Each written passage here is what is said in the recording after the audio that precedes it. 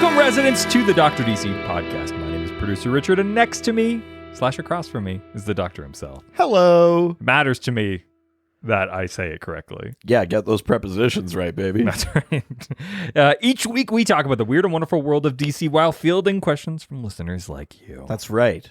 You know who you are. Yeah. And we're fucking... I don't have to say your name. If we die in this episode, we'll know that it was because we got those boosters at the same time. Yeah, we both got boosted today. like 20 minutes from each other, basically. Yeah. So we're both feel. Are you feeling anything yet? I got a little sore arm, but that's basically it. Oh, I'm tripping balls.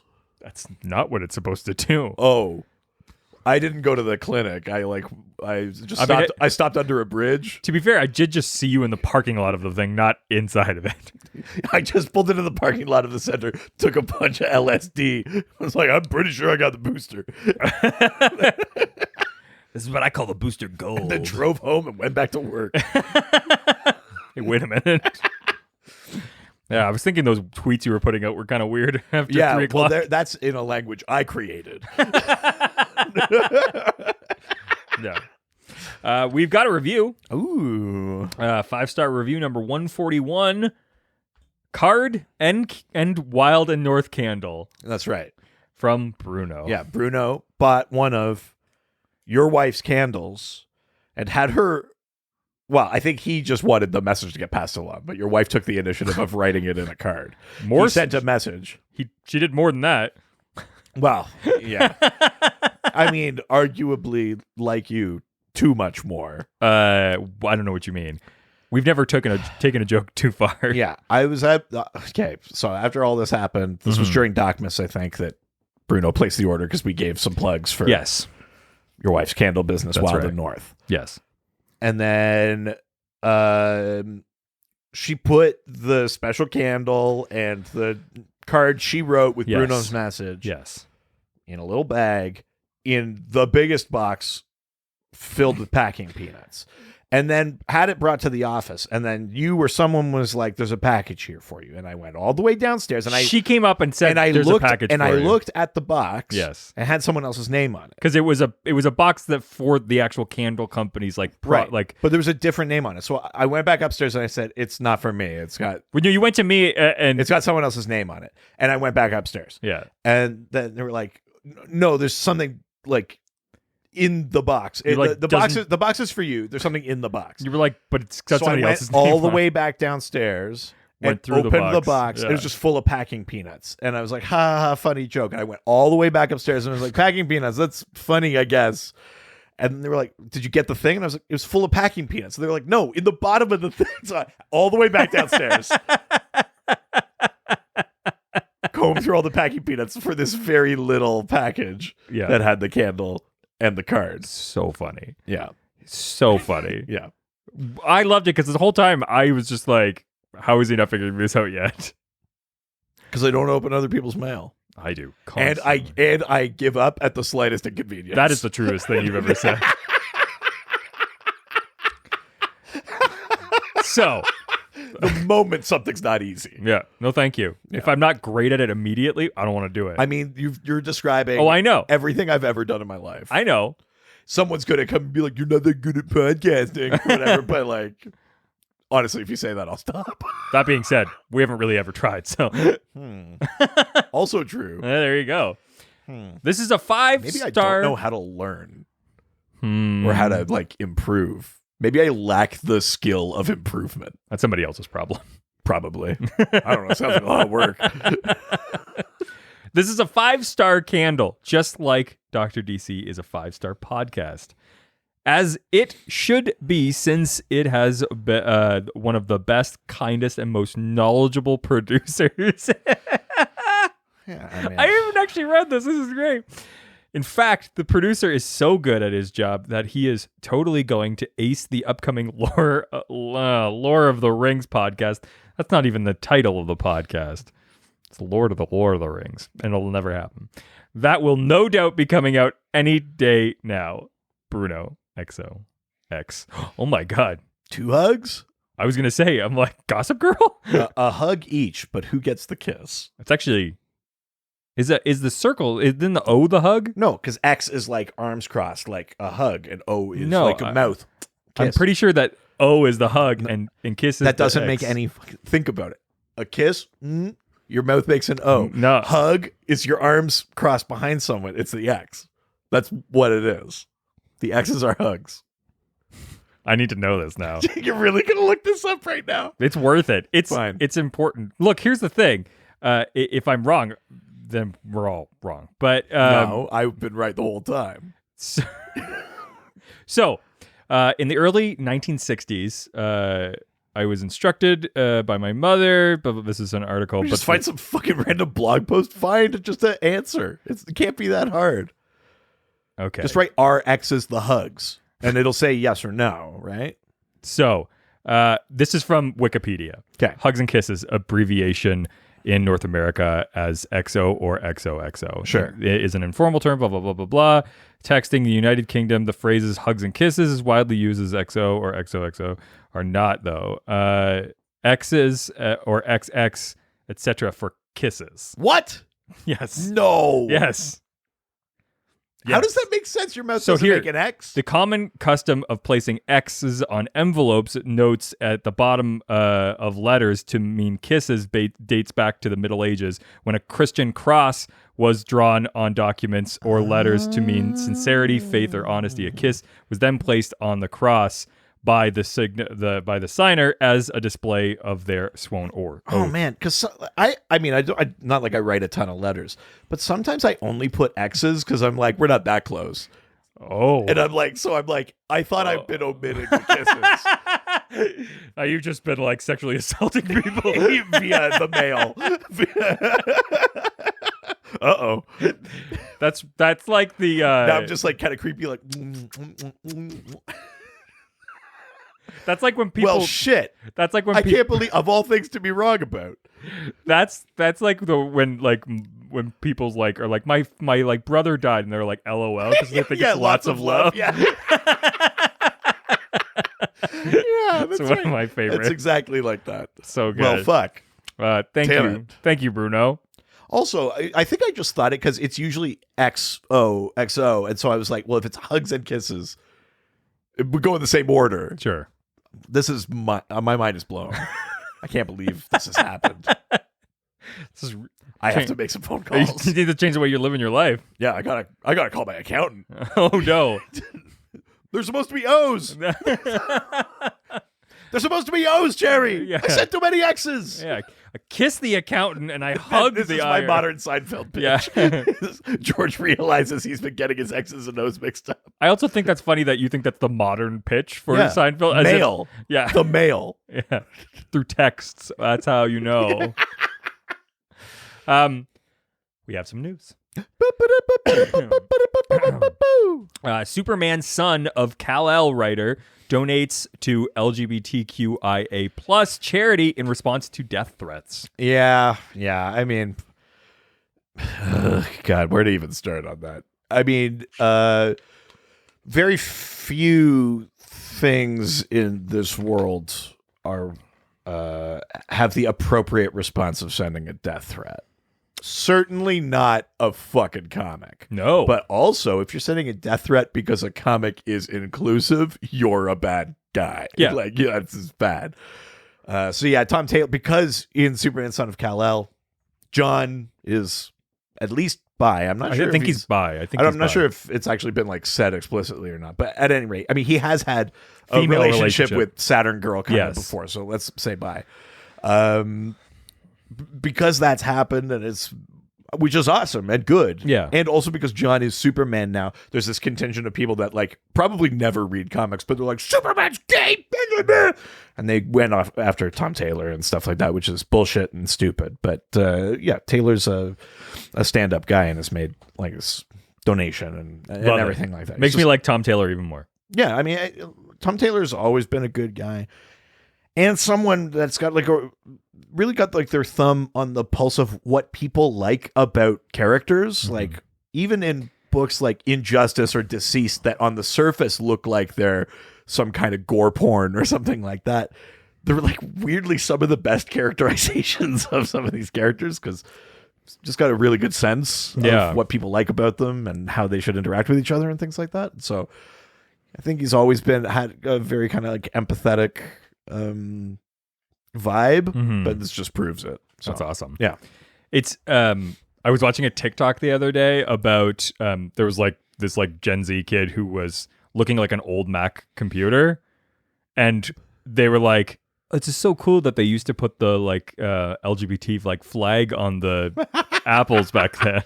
Oh, I was like, I'm gonna die soon. I'm that old. That's also there's only like 4 colors. I know.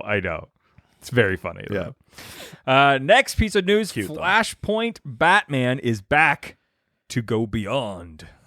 Sure. Yeah, there's a Flashpoint Beyond series coming. Flashpoint Batman somehow gets to go back to the Flashpoint timeline, which has been like wiped out more than once.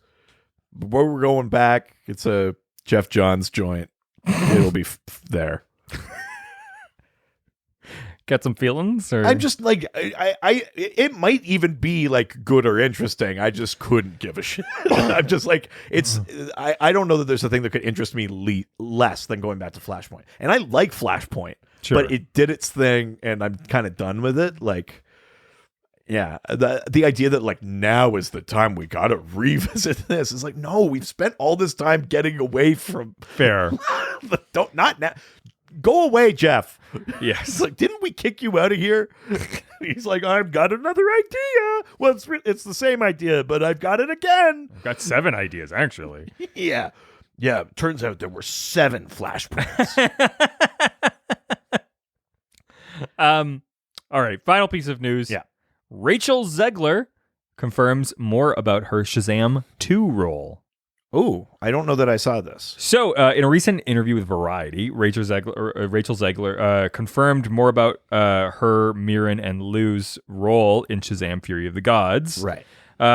So I know that Helen Mirren and Lucy Liu are playing Daughters of Atlas, that they're like antagonists in the movie and vaguely connected to, like Greek myth and the demigods and stuff like that. So here's what she had to say. There's 3 goddesses. I'm the youngest of 3 goddesses. Okay. There's 3 sisters. We come and shake up the Shazamily a bit. It's a fun movie, but yeah, basically that's the sort of interesting new information about. Very that, cool, which is kind of cool. I'm interested to see anything from that because right now, like when Fandom came around, it was like too early in. Yeah, I'm interested to see kind of like anything out of that. It seems like it's not pulling from something directly. I don't think so. Which is also a thing I want movies to do again. Yeah, I agree. Like reference things that we know, sure, but yeah, of course. I mean, I love a fucking reference. But like narratively, like do your own thing. We don't need to do like actual direct adaptation. What I don't like is when they like or try to do a direct adaptation and you go like, oh, but we actually can't do that because we didn't do this. Or they like heavily bastardize something. They like take a character but like do a really bad like joke. Yeah, I do like the sort of just like put elements in a blender, make a story that works for a movie. Yes, go from there. Make a good story and then add in some stuff. Yeah, I mean, it's not like Shazam is a character I keep like top of mind all that much, so it could be based on something. Sure, and I'm just not thinking of it, but that's cool. Yeah. Well, why don't we get into this theme? Yeah. What did I write? Shredded, jacked, rip, and swole. Yeah, baby. So the beach is that way. This is muscly characters, is the idea? Okay. Muscly badasses, I think is how I put it when I put out the call for questions. In the DC universe. Yeah, I mean, most people aren't muscly. I mean, like, honestly, this could have been like, just name a superhero. Yeah, that's... Yes. Yeah, no, it's true. Looking for like the kind of like the muscle bound badasses and the people whose like attitude matches the physique too, that kind of like pain and gain brawler kind of thing, I think is where I was going. I mean, what was cool is we got questions about a lot of different characters and a bunch of characters we don't normally talk about, which is fun. Roughly the questions you were thinking of, at least. I think so. Yeah. I mean, this is roughly the way I wanted this to go. So okay. Yeah. Why don't we get into them? Sure. Yeah. That means we're going over to Facebook. Going to the face and the book. Going to the Facebook. First question comes from Roland Sebas, who asks, "Hello, Doctor and mighty producer Richard, Lords of the North." Feel like you got too many titles there, but I don't know what you mean. Seriously, how do you defeat Midnighter? He's written with so many specific powers that I feel most other assassins like Deathstroke and martial artists like Lady Shiva can't beat him. He's not a Batman clone as a character. He's beyond. Merci. Never say die. Iron Eagle. I haven't done that one in so long. Yeah, that's right. We haven't. That's true. Oh. Right. So Midnighter. Yeah. Who originally a Wildstorm character. Now those characters are part of DC, although we don't see many of them. But, yes. Midnighter is one that has managed to make the transition. He has like a fight computer in his brain, so he can analyze like the outcome of any engagement. Sure. So it's not that it's predicting exactly what you would do, but it has predicted everything you could do. And so he's always ready for however it goes. Yeah. So he has this like crazy tactical advantage. He also has like enhanced healing and you know, I think some like durability and stuff like that too. So Midnighter has this like massive tactical advantage in almost every engagement. But like that doesn't mean he doesn't like lose a fight. You know, even right now, Midnighter is on Warworld with Superman and the Authority trying to fight Mongol, and like Midnighter got like captured and defeated in their first engagement and stuff like that. Like he's not unbeatable. I think it comes down to a few things. The fight computer can handle a fair number of calculations in that, but I think you could still possibly factor in the element of surprise. I'm sure there's lots of stories where he's like, I knew you would try that. Like, you know what I mean? But technically it can't calculate it if he's not thinking about it, if it's not there. Yeah. So there's that potential aspect. There's also the like, even if it can calculate it, what could he do against it? So something of way increased strength where it's like, yeah, maybe he could dodge, but like, let's say the thing is fast and strong. The computer could theoretically calculate what he should do, and maybe he just still isn't fast or strong enough to do it in time. That's also a like he's up against the Flash or something, right? Yeah, it's also a possibility, right? There are technical limitations even to the fight computer against a certain level of power. And then the other thing that has happened too is like if someone else has either like that sort of like what do they call it? Like a what's the Taskmaster thing? A photo something memory. Oh yeah. Or like some sort of like they have a technology thing that puts them on like Prometheus or something like that. If characters like that could like nullify that tactical advantage. Now Midnighter still has incredible fighting skill, a healing, like there's a lot of things that keep Midnighter in the game, even if you take the fight computer out of it. But for most people on like a base level, it's like they're way outclassed. He's like, I've done this fight 1,000 times in my head. I know how this ends. Yeah. Well, so he's powerful, but like I'd still say that like somebody like the Flash could take him, someone with magic could take him.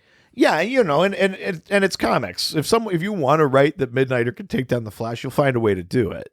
But yeah, like those are the ways I would think to get around the kind of narrative thing of fight computer calculates all possible things. Sure.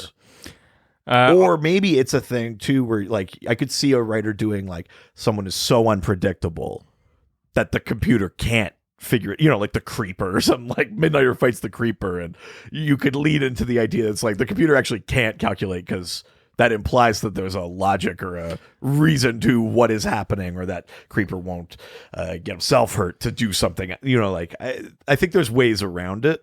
Yeah. Or like the power of God. It's like sure. Yeah, smiting. Yeah. Yes. All right. Let's leave Facebook and head on over to Twitter. Twitter. First question comes from Bray Dawn registered trademark the soapy ass donkey. Apparently the Dawn is like registered trademark to Dawn like the soap. Did Bray Dawn get a sponsor? I don't know. We lost our sponsor and Bray Dawn landed Dawn. Yeah, and I don't really know what to do with this one. It's gotten out of my hands at this point. It's taken on a life of its own. Look, I've spent a lot of time trying to think of how I'm going to fucking put soap and donkeys together, and it's... I mean, I think we know exactly how you put those together. But not in a way I don't know that I want to talk about it. I don't know if I can put it into a drop. Let's just say Tijuana. Yeah. Do you want to taste it? I can't believe that shit is like real. Oh, yeah. Or was real, or probably still is, but whatever. That's disgusting. Yeah, it's COVID. They wouldn't do it now. That's what stops it. We'd love to do the donkey show, but we wouldn't want anybody getting sick. We can only get like 40 people in here. Yeah, it's for sanitary reasons we can't do it anymore. Oh no. Bray Dawn asks, what is the story behind Fuerza? Didn't you just, before we started recording, tell me that you threw a little Spanish out at some point today? I wasn't recording at that point, was I? Fuerza and the Strength Force. P.S. Richard, the Dawn registered trademark in Bray Dawn is a reference to Dawn soap. Yeah. Hence the soapy ass subtitle. I like soapy ass subtitle. That's funny. Just keeping the material fresh for you. Love you, man. Yeah, you got a little outside of my comfort zone here. For many reasons, I'm not going to create a drop. Soap is outside your comfort zone? Yeah, gross. Donkey fucking sure, but I'm not disgusting.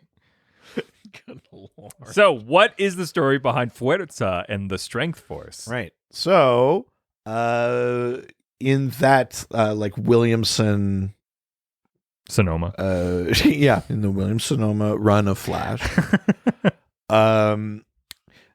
They, after the Flash War, where Hunter Zolomon manipulates Barry and Wally into racing each other and breaking the force wall and stuff like that, the other three forces are released. So there was the Speed Force, but then there's also the Still Force, which is... Yes. So they're there's two sets of opposites. There's Speed and Still. Yeah. And then there's Strength and Sage. So one is like a psychic force, one is like a Sage? Like sage, like to be sage. Wait, sage like wisdom. Okay, yeah. So it's like mind, body, speed, stillness are like the four sage, quadrants. like spirituality. Yeah. Rosemary and thyme. The coriander force. Oh my God, the Spice Girls? Yeah. I mean, some people just say it tastes like soap. Bray Dawn. Oh my God. I just blew this thing wide open. Cilantro donkey? Wait for him to change his name to that now. That I can work with. Yeah, so when these forces got released, they had to seek out hosts in the way that the Speed Force has chosen a number of people to be the Flash. These other forces sought out, conduits or whatever. So Fuerza, her name is Alexa. I can't remember her last name, but she's from Corto Maltese, which an island that is referenced many, many times in different contexts in DC. Corto Maltese is in Dark Knight Returns. It's as like a stand-in for Cuba. It's the location of the Suicide Squad movie of James Gunn. They're in Corto Maltese.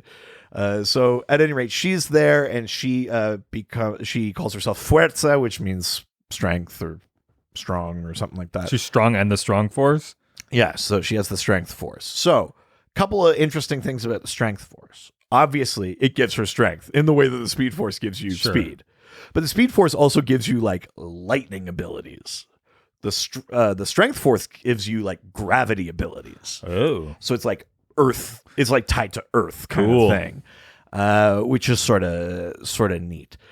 So she has some like gravity manipulation abilities, and she's also crazy strong. And I think there's a thing too where she could use all her strength, but then it would like limit her invulnerability, or she could use less of her strength and be like almost fully invulnerable. So you're like a fan of this character, aren't you? You know, I mean, I am, yes. But she also hasn't shown up too much. Is she like built? Yeah. She's built. She's like a more, I'd say like a more toned, muscular version of whatever that character from Encanto is. Oh yeah. What character? I don't. So not just, but yeah, just like a little more like shredded. But like somewhere between that character and Barda, like. Yeah, possibly even like more like muscular than Barda, although Barda's a new god, so that's like we're also dealing with like different types of what strength, but like a little thicker. Like yeah, sure, yeah. But yeah, she's a cool character. Frankly, she didn't show up all that much. It was part of this like arc called Force Quest, where Barry was trying to like find out about these other forces and stuff like that, and she came back a little bit after they very loose quotes adapted her for the TV show, but they made her look like Rampage, like a totally different character. For season 8 of The Flash, and that the other forces thing is probably like the weakest element of that season, which is itself maybe the weakest season of The Flash. Or no, we're in season 8 right now, so season 7. Sorry. Okay. But yeah, she's neat. I mean, when it was happening, and you could go back in the podcast, I was like, I don't know about these other forces, man. I think the idea actually has grown on me a bit, but we haven't revisited it. So now I'm like, well, now I want to see like where the fuck Fuerza's at, and I want to see where the fuck Psyche is at with the Sage Force and stuff like that. And like, there's things I want to see, because I like the idea of like, just like with the Speed Force, there are characters who are fast and there are speedsters. It'd be interesting to do more exploration if there are characters who are strong and there are whatever you call them, like strengthers, but there's like people with that power. And I think there's something strengthsters, strengthsters. Yeah. There's something I want to see more there, but yeah, truly not a ton to tell about Fuerza, but she's got like a green and black costume. She wears kind of like a Winter Soldier kind of mask over her like nose and mouth and stuff like that. Mm-hmm. So she's COVID friendly, so you could bring her back. Hey, there you go. Yeah. All right, let's go to the next question from Truth, Justice, and Hope, who asks, since you put up my favorite image of her, I'd love for you guys to talk about Hawk Girl, both her current and 2000s version. Right. I think often when we talk about Hawk Girl, we're talking like older, and we're talking Silver Age. We're talking like Shira. Sure, yeah. But there's like there's a further delineation now where like Shira, when she shows up, is Hawk Woman. Hawk Girl is Kendra Saunders, who, if I'm remembering correctly, she's like the great niece of Shira, and this might have been retcon, but I think she like kills herself, but then Shira's soul inhabits her body, but she only has Kendra's memories. She doesn't remember that she's I'm Shira. so glad they're adding some extra steps to the Hawks, because I just feel like they're so simple and linear for the Okay, I was like, you can't be serious. Obviously, I'm not being serious. I don't know. I can't tell with you anymore, man. That's right. You're into comics now. You could understand anything. I have no idea anymore. That's right. So yeah, I mean, a cool thing about Kendra Saunders is we get like a woman of color. Mm-hmm. That's the version that the Flash has, right? And like Legends. Yeah, exactly. And crazy to think that a character who's from like the fucking beginning of time like has has to be white, like well, yeah, ancient Egypt, yeah, home of white people, yeah, question mark. Yeah, so it's pretty cool that way. Yeah. B, I liked the idea of like that she has like the spirit of Shira, like the soul of Shira in her, but she's got the memories of Kendra. She's kind of like, I don't even know who I am. Carter is like, you love me, and she's like, I'm not. No. Yeah. And then there's like, it gets, because it's the Hawks, it gets complicated. Shira's soul moves on, but Kendra is still Hawk Girl. There's a whole like doesn't sound like a Hawks I know. And that's all like I think like in that like JSA run and through like up to Flashpoint and stuff like that. I think it's Kendra who like when she's on the Justice League, she and Roy Harper as Red Arrow have like a relationship. Yeah, she's super cool. I mean, she has all of the accoutrement of a Hawk. She's got the nth metal, she's got the wings, she's got the mace, like the magic nullifying, nth metal mace and stuff like that. In the post Flashpoint, we only really saw a Hawk Girl on Earth 2 for a bit. Another Kendra Saunders version, but slightly different, with a different kind of like costume that was all blues and stuff like that. It's a neat design, but just very different. Yeah. And then ultimately in Metal, when we finally kind of, the Hawks are implicated in the events of Metal, and we finally get there. And so Kendra has been like a member of the Black Hawks. She runs Black Hawk Island. She does kind of take up the Hawk Girl mantle again. I like the design of her with like where her wings are like kind of explicitly nth metal, not like feathery. Sure. Like that current design, the one whatever I posted when I called in for questions, I really like that look for her. Yeah, Hawk Girl's always a badass. Hawk Girl on, it's Shayera, it's not Kendra, but Hawk Girl in the animated series is tough as nails, like a very kind of Klingon-esque sort of like, mentality, like honor, glory, like what some people want Wonder Woman to be, totally, kind of missing the other piece. I like Hawk Girl. And I mean, in many ways, especially with the extra wrinkle of Kendra, maybe a more interesting character than the regular Hawks. Interesting. Because you end up with this whole thing about like Carter is like, you have Shayera's soul in you. We're destined to be together. It's me, it's Carter. And she's like, no. Like, you hate to reduce someone to like their romantic partners, but I think if you do it properly, there's something interesting about the idea of like, I don't fucking care what my destiny is. Sure. And whether it's Roy Harper in the pre-Flashpoint thing, or it's Kendra and Martian Manhunter in the like post-metal lineup or whatever. I like that idea of like I can decide my path. Yeah. And who knows? Maybe fate intervenes and bends you back eventually. But like I'm not just gonna like roll over for it. I've got a life to live. I have my own feelings. I'm gonna like I think there's something in there that, if done well, is a more interesting extra layer to the Hawk thing. For sure. Yeah. All right. Next question comes from the lesbian of many names, who asks, given the proper tactical knowledge, is there anyone Prometheus couldn't defeat in a one-on-one? So Prometheus, character I don't know that we've talked about all that much. No, a little bit, but not much. Prometheus, his parents are like were criminals, and then when Prometheus is a kid, he sees them gunned down by cops and swears an oath against justice. He's like a reverse Batman.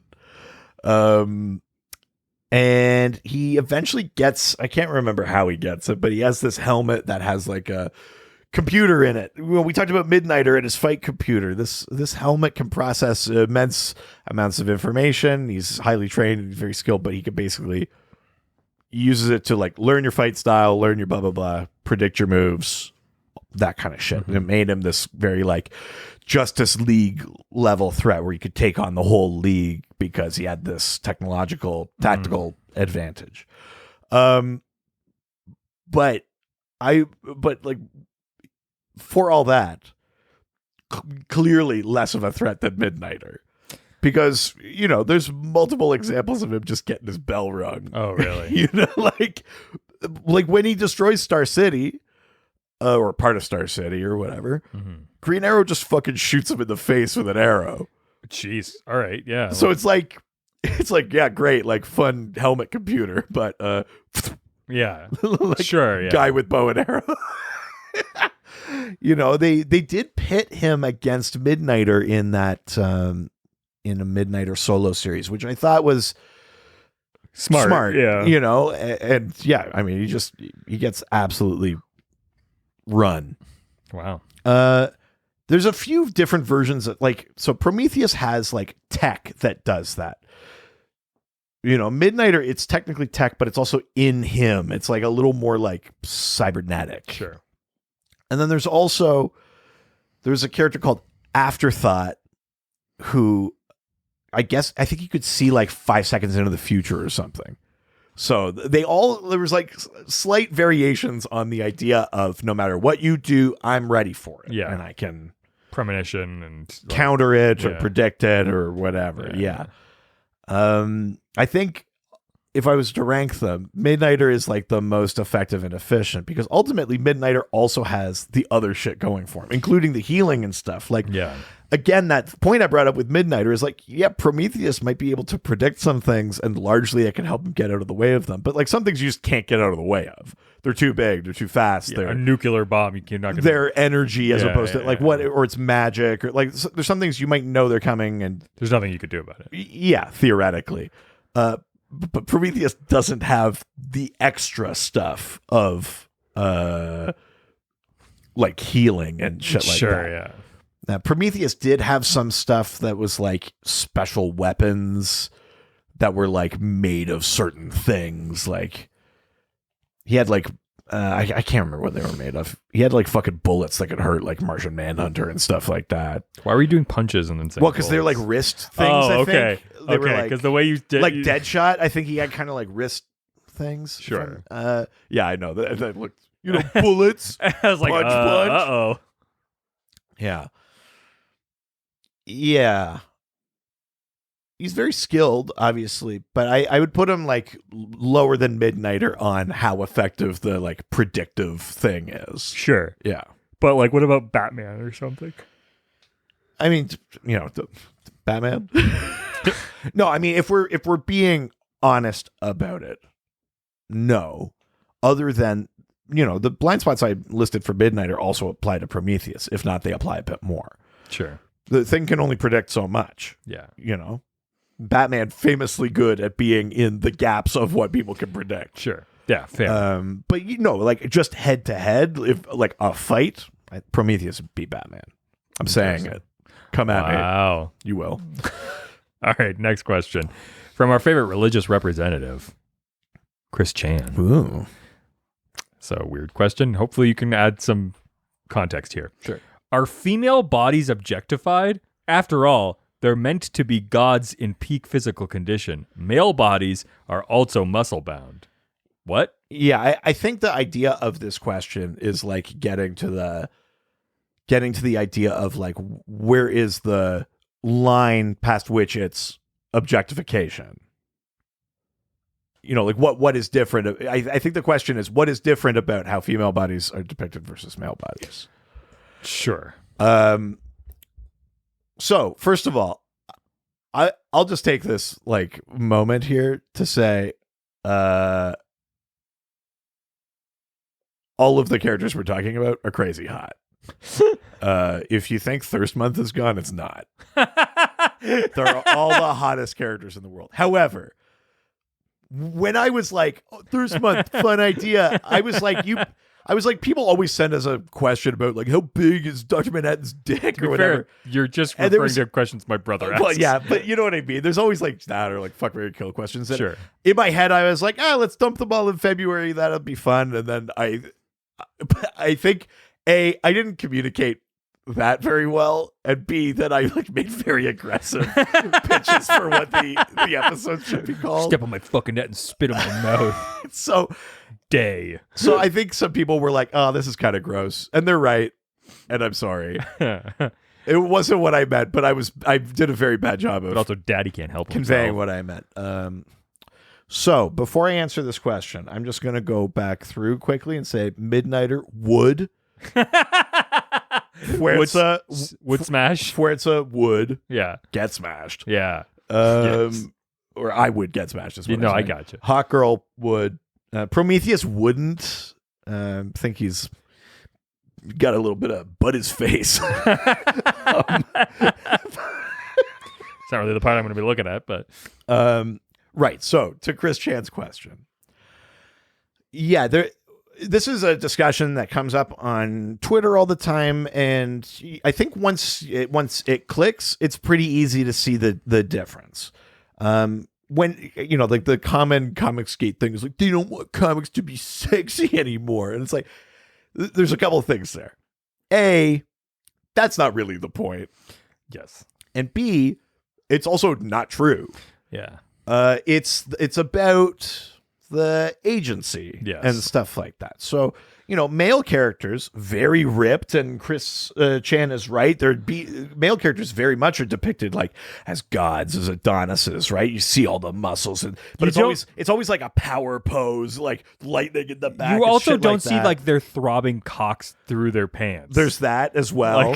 And then then you look over at women, and it's like it's not about being whether they're muscly or not, but it's like, how come men are always in like the power pose, or it's like it's almost like you're showing this like anatomical kind of like precision or whatever, like a Michelangelo sort of thing, and you look over at women and they're always like contorted.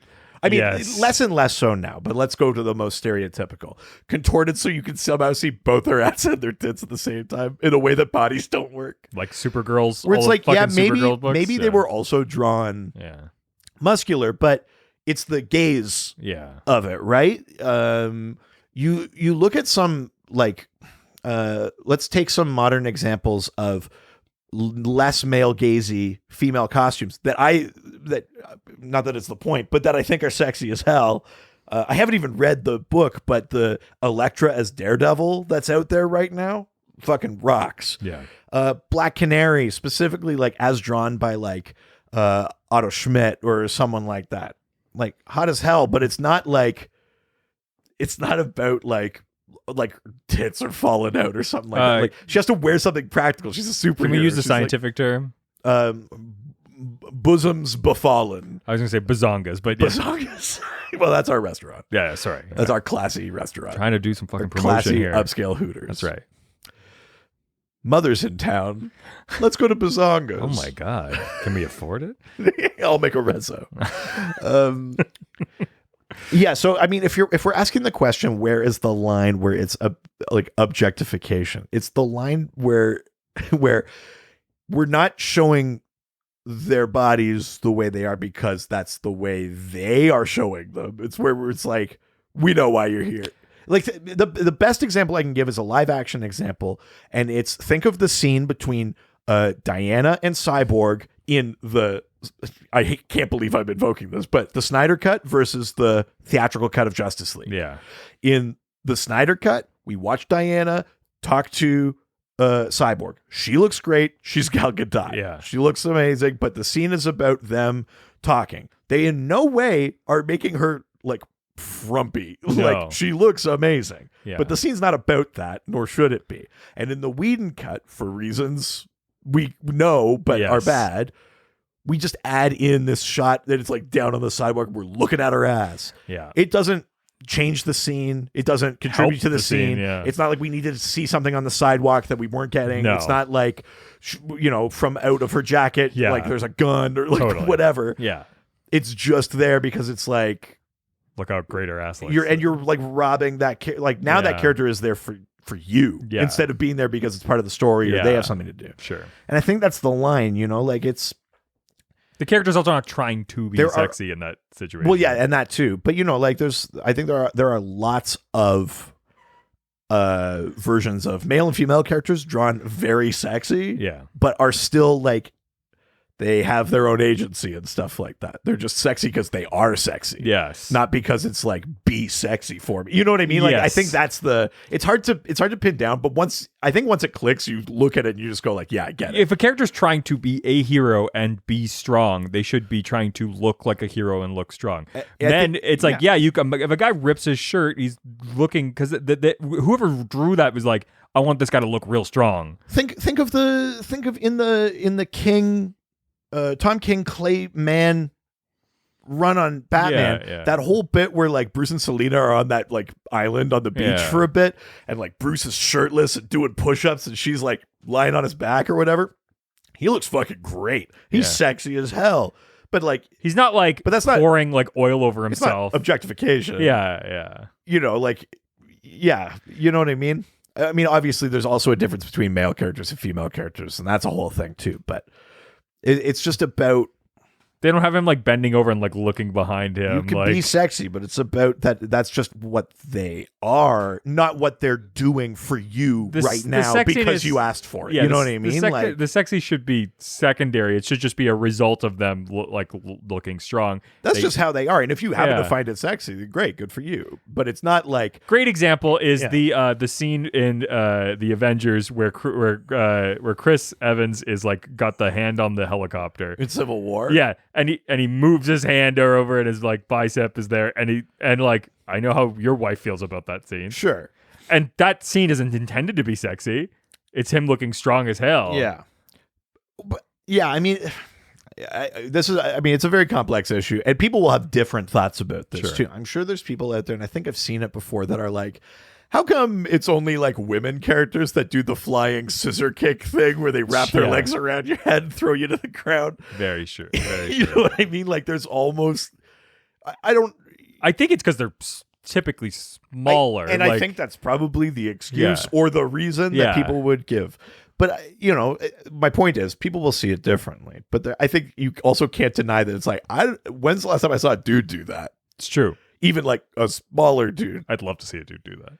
I would too, but you know what I mean? Like even someone like Tony Jaa, great martial artist and smaller guy. Yeah. I've never seen him do that. It's true. So it's like, there's something in that too. That's not even like the most objectified example. So I think you could see it anywhere. It is out there, and it's tied to all the other things that we as a society have to contend with about misogyny and bodily autonomy and all these kind of like breaking out of the normal tropes and stuff like that. So people are going to get some of it right and some of it wrong, but I mean, it's very easy to point out the stuff that is just like fully objectification. I'm going to make their boobs bigger every issue until someone says something. You know, it's like the impracticality of certain things, or, you know, that Spider-Woman cover that it's intentionality, right? Like where it's like, that's not what an ass does. You're just doing that so people can see an ass. At the end of the day, it should be intentionality, right? Like if that character, if someone in the story has to seduce someone, then that's the thing. But if they're just showing up and they punch someone, and then when you cut to them, they're like, you're just objectifying. Yeah, exactly. I think it's pretty obvious. It's like, what would the character in this narrative do? Someone posted it on Twitter today. I can't remember what comic it's from. It's a Power Girl moment where someone is like, we gotta stop him from doing the thing, and someone's like, he's 13 years old. Like, she's like, Power Girl's like, he's 13 years old, how am I supposed to distract him? Oh, and it's like, we get it. Fuck. Like, yeah, I don't love that. You know, it's like, all right. Jesus. But it's also like, don't write shit like that. Like, don't write it. Like, it's bad. Like, or there's a way to write it, but maybe you're not the person and that's not the way. Yes. You know, like I could see a female writer taking that and then doing something more interesting with it. Then like someone suggests that, and then it's like, well, fuck you guys. Yeah. You know? Again, it's just bad writing. It's not. Yeah. You could see it when it happens. Yeah. All right. Next question from Dave Rossi, who asks, who is higher on the list, Guy Gardner or Ma Hunkel? On the list of muscle-bound badasses? Yeah. We know about Guy Gardner. Yeah. Who the fuck's Ma Hunkel? So Ma Hunkel, the Golden Age Red Tornado. Yes. She's a grandmother who decides to defend her family from like this crime gang whose name I don't remember. It had some sort of fucking crime gang, like Italiano kind of name, like, hey, the family, like one of those kind of names. And so she wears she wears like a homemade kind of costume with like a blanket cape and stuff, and a pot, like a kitchen pot over her head with holes cut in it. And she's pretty tough, but she's also kind of clumsy. Kind of gets in all sorts of scrapes. Funny, yeah. She was sort of like an honorary member of the Justice Society. Oh, and things like that. But she's technically the original Red Tornado. She's the Golden Age Red Tornado. Wow. She first appears in like the 40s or something in comics, and the android Red Tornado doesn't appear till like the 60s. Wow. Her granddaughter, Maxine Hunkel, is Cyclone. Joined the JSA. Wow. A character that is going to be in the Black Adam movie. Crazy. Cyclone. So Ma Hunkel didn't have powers, but she was strong and tough and clumsy. So, who's higher? I mean, it's got to be Guy Gardner. I mean, Ma Hunkel is great. She's a very funny character. She's like an interesting, weird, but not muscle. An interesting, bound. Weird corner of Sure. DC. But like, not that I'd want to see this, but like, Guy Gardner would light her up. Yeah, I mean, I kind of want to see. Guy Gardner fucking fought Archillo without rings. Yeah, big monster with teeth and shit like that. As far as like muscly take no shit badasses go, Guy Gardner's pretty high up on the list because he's got a little bit of that kind of crazy energy, Totally. Yeah. All right, let's leave Twitter and head on over to Instagram. Now we're going to Instagram, take some questions and answer them. By the way, Guy Gardner would. Really? Yeah. It would be like a hate kind of situation. And it's like one-time thing. We can't tell anybody about it. Took out a lot of your feelings on him. No, nothing like that. It would be like passionate, angry sex. No, it would just be like, listen, we both know this is going to happen, but like, don't tell anybody. I'm a little bit ashamed of it. It's like the popular girl like sleeps with the nerd. And is like, yeah. But I'm the popular girl. Sure you are, buddy. Right, Richard. Yeah. Balti Sanchez asks, Richard, does Wildcat have any special abilities beyond being a boxer with 9 lives? Do both Ted Grant and Yolanda Montez have those abilities? I think we also know that he has the ability to vote for the extreme right. And do you remember when we decided that he was going to be? I didn't remember that. I did not remember that at all. Yeah, if anybody was going to be like the far right member of the DC, it was going to be Wildcat. Oh no, you agreed to it. I did. I know that's true, but I don't remember it at all. Which is kind of like a. That's really funny. Because Wildcat was part of which team? Which like super team? The Justice Society. And they were asked us like if any of the Justice Society were like extreme far right. That's right. Yeah, we did do that, didn't we? And we said it was Wildcat. Yeah, that's right. Well, shit. Yeah, 10 points if you could find whatever episode that was. Yeah, it was probably a Justice Society episode. Shut the fuck up, man. I'm trying to boost the fucking deal. Yeah, listen to all of them. Who knows? Better go back through them all. Can't even imagine. No, not those ones. Yeah. Oh gosh. Right. So Ted Grant, like many members of the Justice Society, has like a weird relationship to life and aging. Through various. Oh, you mean that old group that became a new group through various curses and pocket dimensions, and crises, and time waves and all sorts of shit. So many of them have such different. It's funny to read. Like I love that Starman series from the 90s. I know. I gotta fucking get into it. And it's fun to read that one, and even in that book, be like, see them go like, well, he's this old, but this guy's this young now. This one's here. Like even that book trying to track like you got cursed, you got de-aged, you got. It's really funny. So Ted Grant is no exception to that. He has a weird relationship to that. So he does have the ability to come back from the dead 9 times. Like a cat, but he doesn't really have powers beyond that. Maybe he had he might have had like enhanced senses slightly.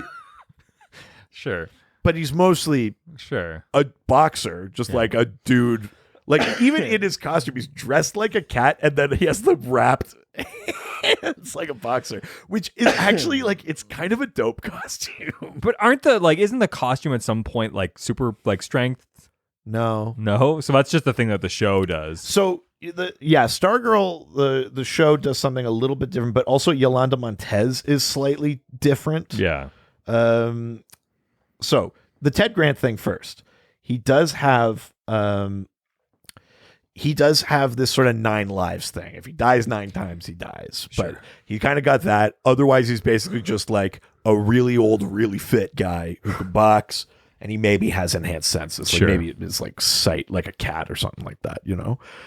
Yolanda Montez had like more powers. Like she had like agility powers and like I don't want to invoke the Catwoman movie, but like the kind of things you'd expect, like agility thing, claws. Yes. Like that's the Stargirl She was version. tapping more into like an actual kind of animal. Yeah. Not full, but like it's more like that. Yeah.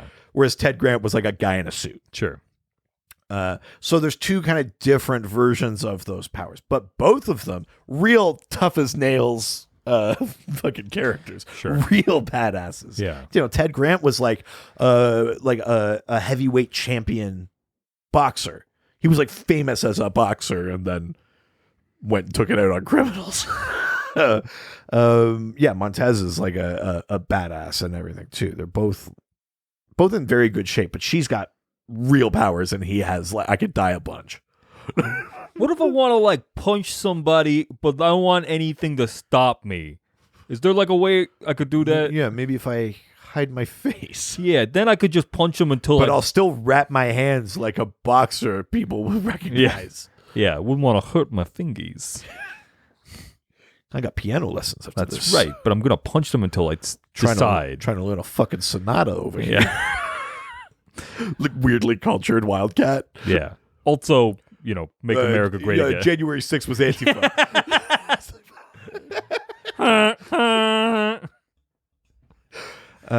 Freedom Convoy. I just briefly, oh God, Jesus. I just want to briefly, just catch us up. Okay. Here. Yeah.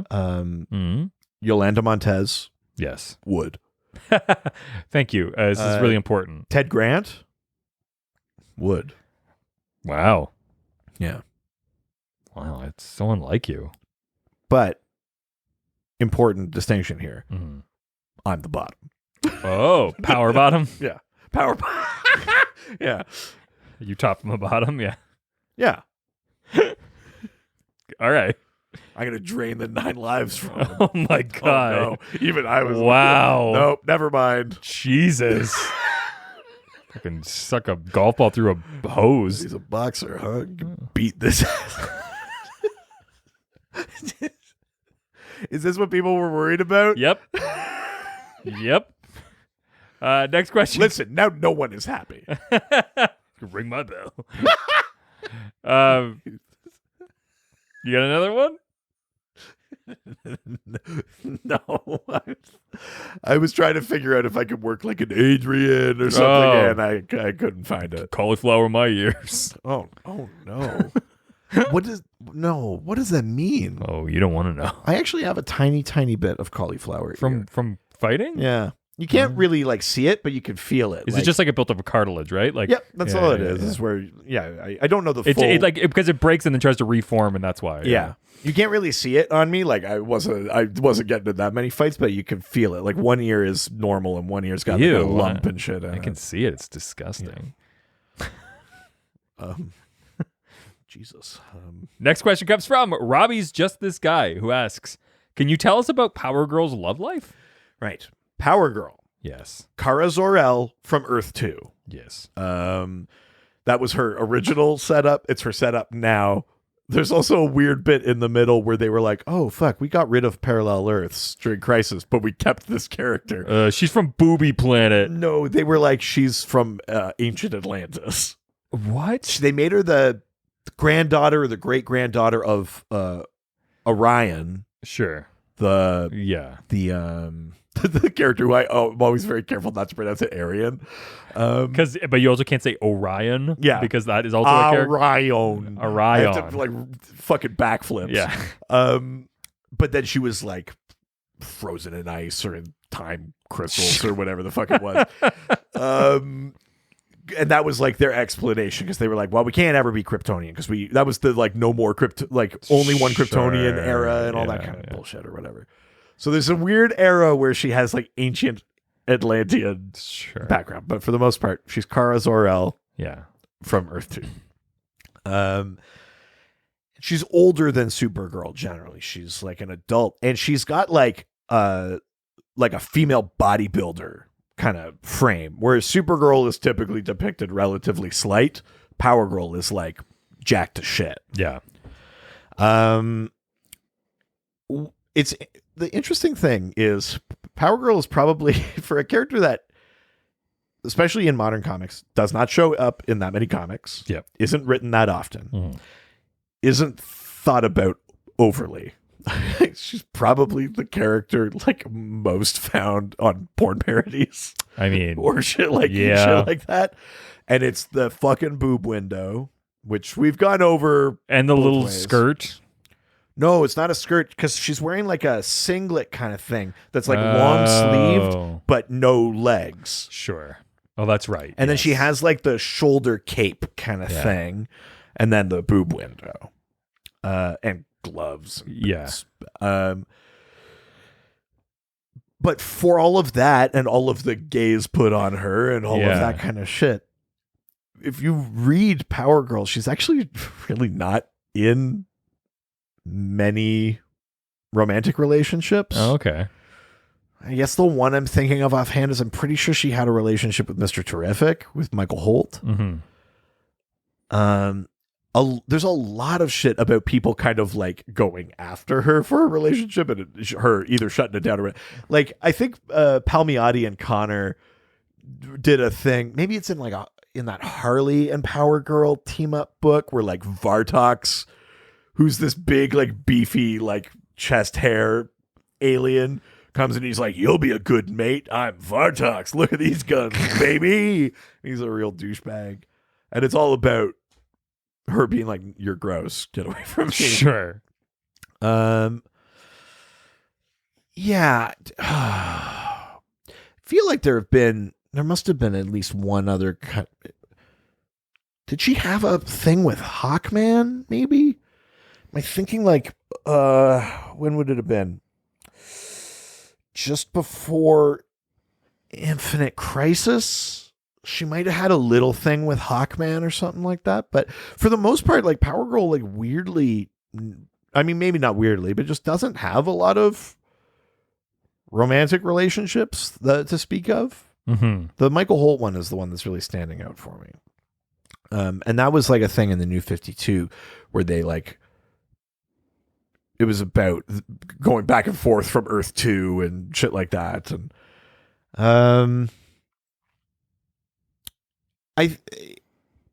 Power Girl is interesting because she's very clearly a different character and has a different perspective and there's clearly a different angle on her than there is with Supergirl. And yet I find, I mean, people have spoken very highly about the King Evely run of Supergirl, the 8-issue one that's just ending.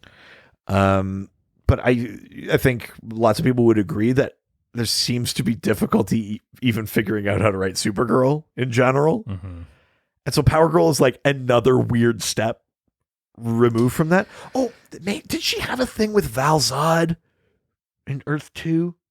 That might have been a thing too. But at any rate, all that to say, it feels like Power Girl is a character people know even less to do with if it's not about her boobs. Yeah. So going back to the objectification thing, where it's like, and that is not to say that you can't do something with that character. It was that the character is not like rife with potential, because she is. But I think it's like, it's all these layers where it's like, we barely got Supergirl together, you know, and to have this extra layer, I think maybe that puts people off or something. But think Palmiotti and Connor have gone back to Power Girl a few times. They've written her in a few different versions, and with her friendship with Atlee is really good, and I like that kind of stuff. There's some weird Power Girl stuff, I think, in that like Loeb McGinnis era. You're thinking of like what's it called? Public Enemies and like those kind of like eras. I think there's some weird Power Girl stuff there. New 52 was odd, but I like her friendship with Helena Wayne Huntress.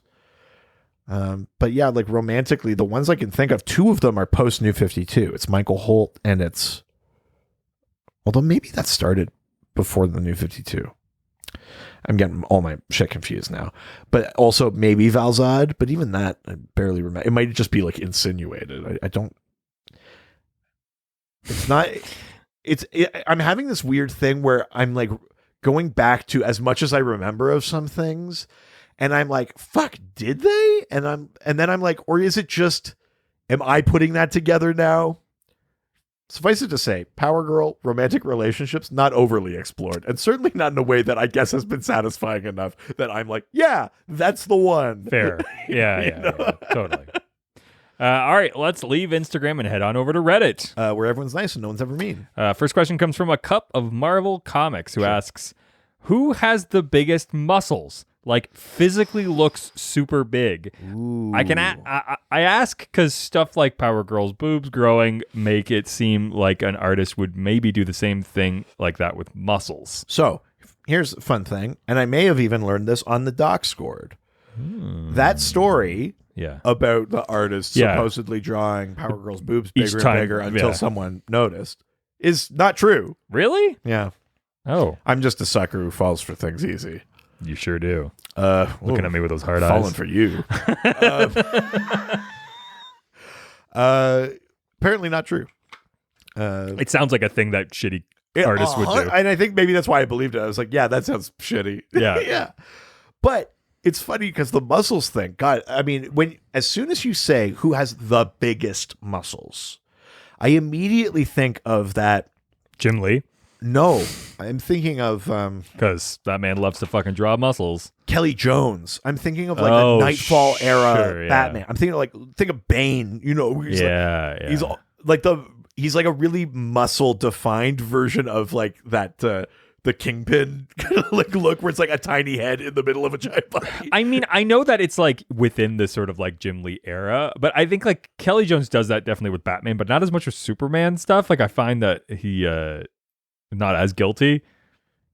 Oh, I don't know that the extra muscly stuff. I've seen a ton of Kelly Jones Superman, particularly, but definitely like that's the style I'm thinking. Yeah. And that Bane, I mean, it's not just that Bane, but that Bane is like enormous, And I do think generally, a lot of people draw Bane like wildly large, like kind of, and it's not just big. It's like weirdly proportioned. Because when Bane gets huge, he doesn't go like Hulk proportions. Sure. He kind of just go like small. He goes like tiny head, huge arms, small waist. Yeah. Like Bane gets such like a interesting, weird body. I would put him up there for sure. And I guess in the same vein, and somehow still a Bat villain, I'd say like a character like Amygdala. Sure. Huge, big, huge muscles. I mean, if we're talking just literal size, those are the biggest. If we're talking about power, it's Flex Mentallo. Oh, I'm thinking of Joe Kelly, not Kelly Jones. Oh, okay. Sorry. It's very similar names. I'm thinking of Flex Mentallo. Yeah. Not the biggest muscles, but the muscles with the most power. He's the man of muscle mystery. Of course. Hero of the beach. Do love Flex. Yeah. Flex Mentallo is awesome. And, very like if you saw him in real life, you'd be like, that guy's enormous. But compared to some of like these like super steroid characters, he's not. Talk about a character like Blockbuster, the Nightwing villain, is like an enormous, heavily muscled character, or Mammoth, a Teen Titans villain, another huge muscle bound character, Solomon Grundy, depending on the version that you're reading. Even a character like Mongol, or Darkseid, both of those characters are depicted as a larger size than people generally, and also they tend to be muscular. But I think if we're talking about the question as it's like the biggest muscles compared to the skeleton it's on, it's probably something like a venomized Bane. I think we're talking around that idea. Yeah, that's because everyone else, biggest I've even seen. If their muscles are bigger, it's like proportionate to their size. I can't get away from that idea. So I think that's where I'm landing. I think I'm landing on Bane. I mean, that's fair. I can't think of anybody bigger. Yeah, not in that way. Yeah, no. Power Girl would. Yeah, obviously. Bane wouldn't. Too much. Yeah. And like kind of like weird and lumpy. Yeah. Not into it. No.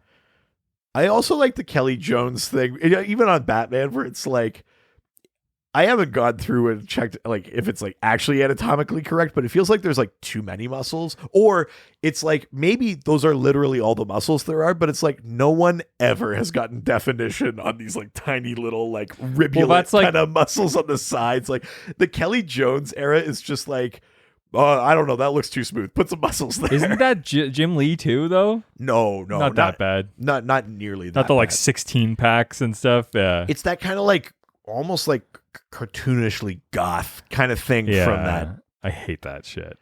I think it has a place, but I do find it funny, especially on a character like Batman, where it's like he's a dude. Like why can I see like 200 different muscles? Yeah. Let alone not a super powered suit. Yeah, like not like a super powered person. Though. Sure, yeah. Because even at that point, I'm like, okay, if they have like superpowers, I can maybe wrap my head around. Or you go, something's gone horribly wrong. Like if Superman has mutilating that, their body, or something. But like if Superman had that, I'd be more willing to believe that because he's Kryptonian. I don't know what muscles he has. Yeah. Also, if you have like super strength, maybe that means your muscles are defined. Sure, like I don't know, but like not for like a dude who's just like a really good fighter and a detective. Like again, though, like stylistically, I love it, but it is funny. Yeah. Also, like those muscles don't come from like being good at fighting or like being strong. Like those muscles come from like eating a very specific way and like working out a very Bruce Wayne is constantly dehydrated. Yeah, like got it. Look shredded. Yeah. Yeah. I need to like lose a few pounds before I go fight. Like just purging. Like anyways, next question comes from Business Review 532, who asks, does Apollo like Dick Grayson? In the Grayson's run, we see them flirt, so I was wondering if this is a usual thing. Yeah, there is a little bit of flirting. Grayson's a bit of a flirt. But I would argue that the bigger flirting is between Grayson and Midnighter. Sure. Both in that Grayson series and in the Midnighter run, and I think also then back again in the Nightwing run that followed. Yeah. I think they've got more of a flirting thing. Yeah. And it's not the kind of flirting where it's like, oh, this is dangerous. Don't let Apollo find out. It's just like fun flirting. You know what I mean? Where it's like, yeah. I mean, nothing's gonna happen, but like, great ass, Grayson. Good job out there. Good game. It's like that kind of thing. There is a little bit of Apollo and Grayson flirting, but that's not the one that sticks in my head. It's Midnighter constantly checking Grayson out. That's the one I remember more, and I think it's more fun. You know what I mean? Sure, yeah. All right, next question comes from Tone DX 2049, who asks, do you think having a bigger physique and or super strength is beneficial to a super team? How would you rank it in a team setting amongst super speed, higher than normal agility, trained fighting skills, and any meta abilities you care to throw in the mix? Right. Let's just take for granted that, like D&D, you need every type of character to some degree. Yeah. You need a tank. You need a healer. You need all of them. So we're not saying anyone's like not necessary. But where do you rank like the tank? Your super strong, super durable, invulnerable member.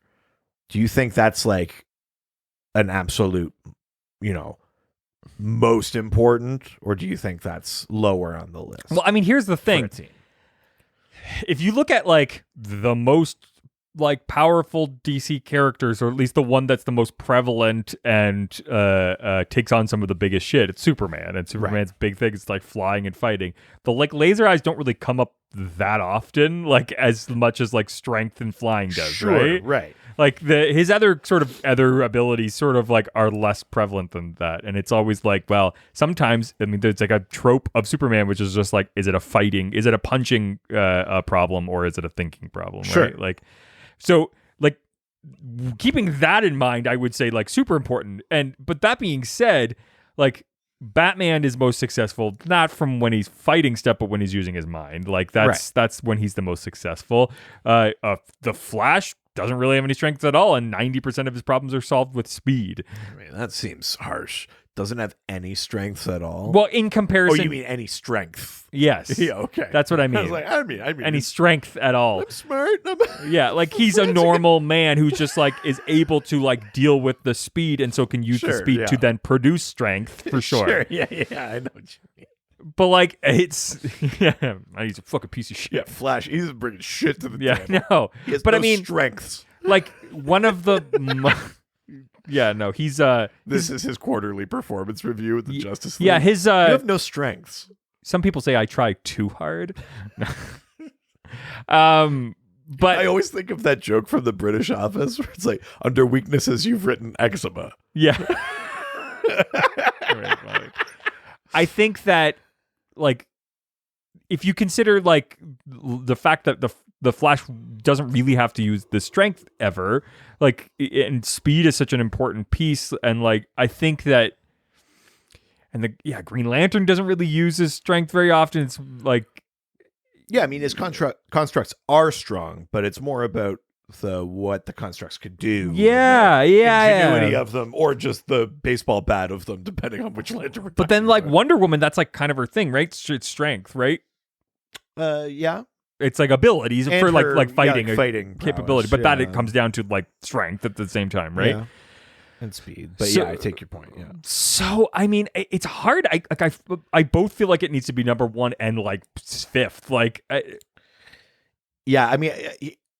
Where I was going to go with this is I think if you're building a super team, your super strong, super invulnerable person, that's number 2. Yeah.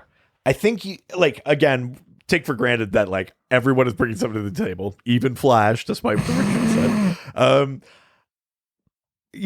Taking that for granted, I think your super strong person is your number 2. I think you ultimately, you require the brains somewhere. Yeah. Even just for like the I lost the word in English. The dirigeance of the I was team. just like, what language are you thinking of? Of course, it's sometimes French. It doesn't happen often, but sometimes it happens when it's just a better word in not English. Sure. You always need that. That doesn't always mean a Batman who's like 7 steps ahead or something. That could mean a Wonder Woman who's very tactical, or it could be whatever. Knowledge, or it could be, strategy. Flash being like, here's how a crime scene works. Like it could be a very specific skill set. It could be any version of that, but I think the smart, like the braininess, the thinking, that's to me like number 1. But right behind that is you need someone to back that up or do something with that. Yeah, back it up. Back it up. I like the way your strength force. Yeah, that works. Sure. I don't know, man. I would put it as like number 2. Interesting. Yeah. All right. Let's go to the next question from Dr. DC resident Neo, who asks, who's the number 1 muscle-bound hero and villain, and who would win in an arm wrestling match? So number 1, that's such a vague question because I don't know what are you saying. But it means like who's the most muscle bound? But it doesn't say that. It's like who's the number one muscle bound hero, which is just saying like who's your favorite hero that's got muscles, which is all of them. So yeah, but I guess if we're talking about someone who's maybe like more muscly than, or you're talking about strength, like usual or something. Yeah. Because I'd rather answer the arm wrestling question because I think that it seems easier to know how that would shake out. Right. Because then it's just who's stronger in their arms. I gotta say, I mean, A, big arms, but B, seems like the sort of person that'd be good at the specific mechanics of arm wrestling. Lobo. My buddy Nick, my buddy Nick just shattered a bunch of bones in his arm from arm wrestling. What? Yeah. But wait, really? Yeah. What do you mean a bunch of bones? Like he's got a huge like metal rod now going down his arm because of arm wrestling Jesus the other Christ. day. Yeah, it happened like a couple weeks ago when he went back home. Like trying to punch above his weight? Yep. Jesus. Yeah, he arm wrestled and like shattered bones on his. Holy shit! I know. I was kind of like, God, that's fucking cool arm as hell. Yeah. You've been working out, but I'm bigger than you. That's the test. I know. It'll be a Patreon thing. Yeah. Leg wrestle. Only if it's a bread pudding. Oh God. Then I'm definitely gonna win. Dessert is the prize? I'm sure. Nice knowing you. Yeah, I would throw Lobo in for arm wrestle. He feels like someone who's specifically for an arm wrestle match has the right kind of mechanics and everything. Yeah, his favorite movies I from feel the like top. someone like Bane is actually too big and be like, oh, I can't. I have no mobility in my shoulder. These are actually cosmetic muscles. I'm actually worried about my rotator cuff. That's very funny. It's been clicking lately. I'm supposed to go to physio, but who has the time? And the exercises, who could be bothered? This is my favorite thing. That like kind of version of Bane is exactly the Bane from that Harley Quinn. Yes. Show. It's my favorite shit in the world. That's very Bane funny. is like one of my favorite characters on that show. Yeah. So Lobo for sure. I'd say Lobo, and then who on like the hero side would you throw in there? Somebody who I think would do it but wouldn't be great at it is somebody like Booster. I mean, you picked someone who's such like an otter, to use the term. He's so slim. Yeah. He's like, but he feels like the type. He's the opposite of muscle. I mean, he's in good shape. Yeah. Like all no. But what I heroes, mean is that he'd be the type to like be like, I'll take an arm wrestle like match. Like he seems like the type that would, not somebody who would be great at it. I was gonna say like a Martian Manhunter or something like that. He's the one that finally steps up. He's from the top. he's the one who shows up and is just. Is it fair when you're a shapeshifter, you can make your arms as big as you need them to I be? do like that because it's just like. I think of, we talked about the Trinity War last week, but there's a big kind of splash page of all the Justice Leagues fighting each other in Trinity War. And Martian Manhunter is like, as he's going to fight Superman, he's like shape-shifting his arms huge. And I'm thinking of that Martian Manhunter in an arm wrestling match, like regular body, giant arms. Or Kingdom Come Superman. Yeah. I mean, totally. A Swole King. Yeah. Or the movie Aquaman. Or the movie Superman. Yes. We need a moment. My wife, I told you this. This wasn't on the show. We were talking about, we were just driving in the car. We were going somewhere. Oh, this. And we were just having a conversation about like who would be the next James Bond. And my wife was like, Idris Elba. And I was like, he'd be good, but like maybe a little too old. And also, like people might be sick of old Bond. Maybe they want someone younger. And she was like, I can't think of anyone other than Idris Elba I would want. And I just went, Henry Cavill. And my wife had to pull over. We were on the highway, and she pulled off in Hillcrest. We got off the highway by the airport because I brought up Henry Cavill. That's really funny. Yeah. Just... Would have thought you brought up Aquaman. No one could make me think of any James Bond other than Idris Elba. Henry Cavill is like, click, click, click, click, click, click. Turn off the road. Pull out the towel. You can walk home. Yeah. I need to be with myself for a moment. So sorry, are we saying Martian Manhunter and Lobo? Yeah. Yeah, there you go. And who would win? Oh. Martian Manhunter. Yeah. But he cheats. Martian Manhunter? He shapeshifts, like tickles Lobo under the table. Because the prize is a bunch of Chacos. Like, yeah. Yeah. Yeah, and he's like, it's not about honor anymore. No, I need to win. All right, next question. Not going to answer that question. Let's leave Reddit and go to the voicemail. No, you can answer this question. All Listen, right.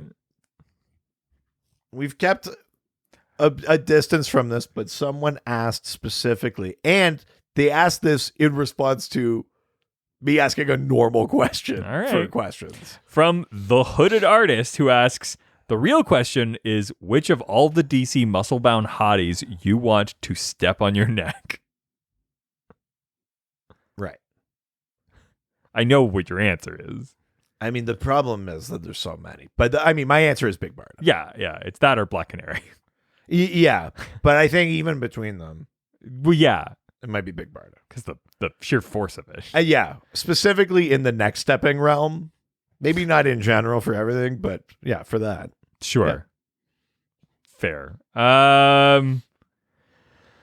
You could use your Momoa answer from last question. I mean, it's not wrong. Permission to come aboard. Yeah.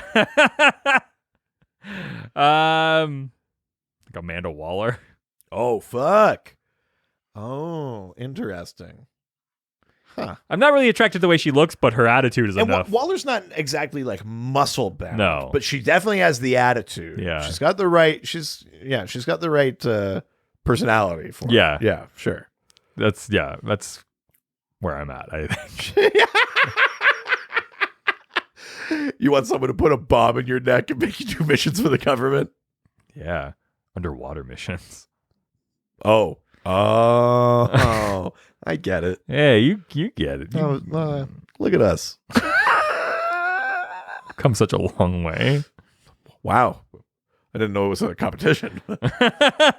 Distance is really not my thing. All right, we're going over to the voicemail. Oh, okay.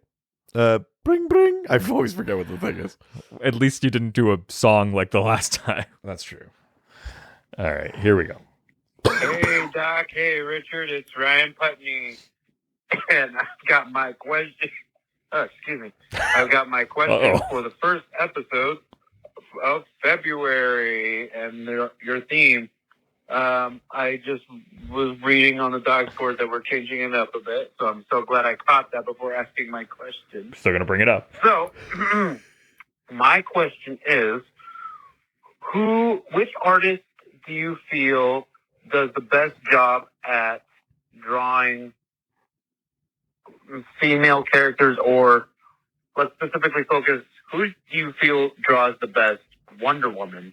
How, what is, and then feel free to give, like, what kind of things do you look for as far as when drawing with the art and drawing of the character? What do you think kind of Wonder Woman, the best kind of Wonder Woman looks like? What are the best features? Longer hair, short hair, costume design, something like that. I don't know if she's ever had short hair before, but anyway, just give me who is the best artist for Wonder Woman, and kind of point me in the direction of kind of what pictures to look for. Thanks, guys. Have a good day. Bye. Ryan, mostly threaded the needle. Ryan, first of all, also, I really hope that wasn't COVID. First of all, thanks for asking the question. Of course. Second, are you drunk? I know it's late, but I got a question for you. What is the question? What is the muscles with women? What women? What's got the question with muscles? Which woman with the picture? What with the drawing? Which woman? We tease you because we care. Look, I'm only mean to the people I love. Oh. And the people I don't like. Oh, God. Uh-oh. It's a roll of the dice. Right. I mean, yeah, so it's a good question because there are so many...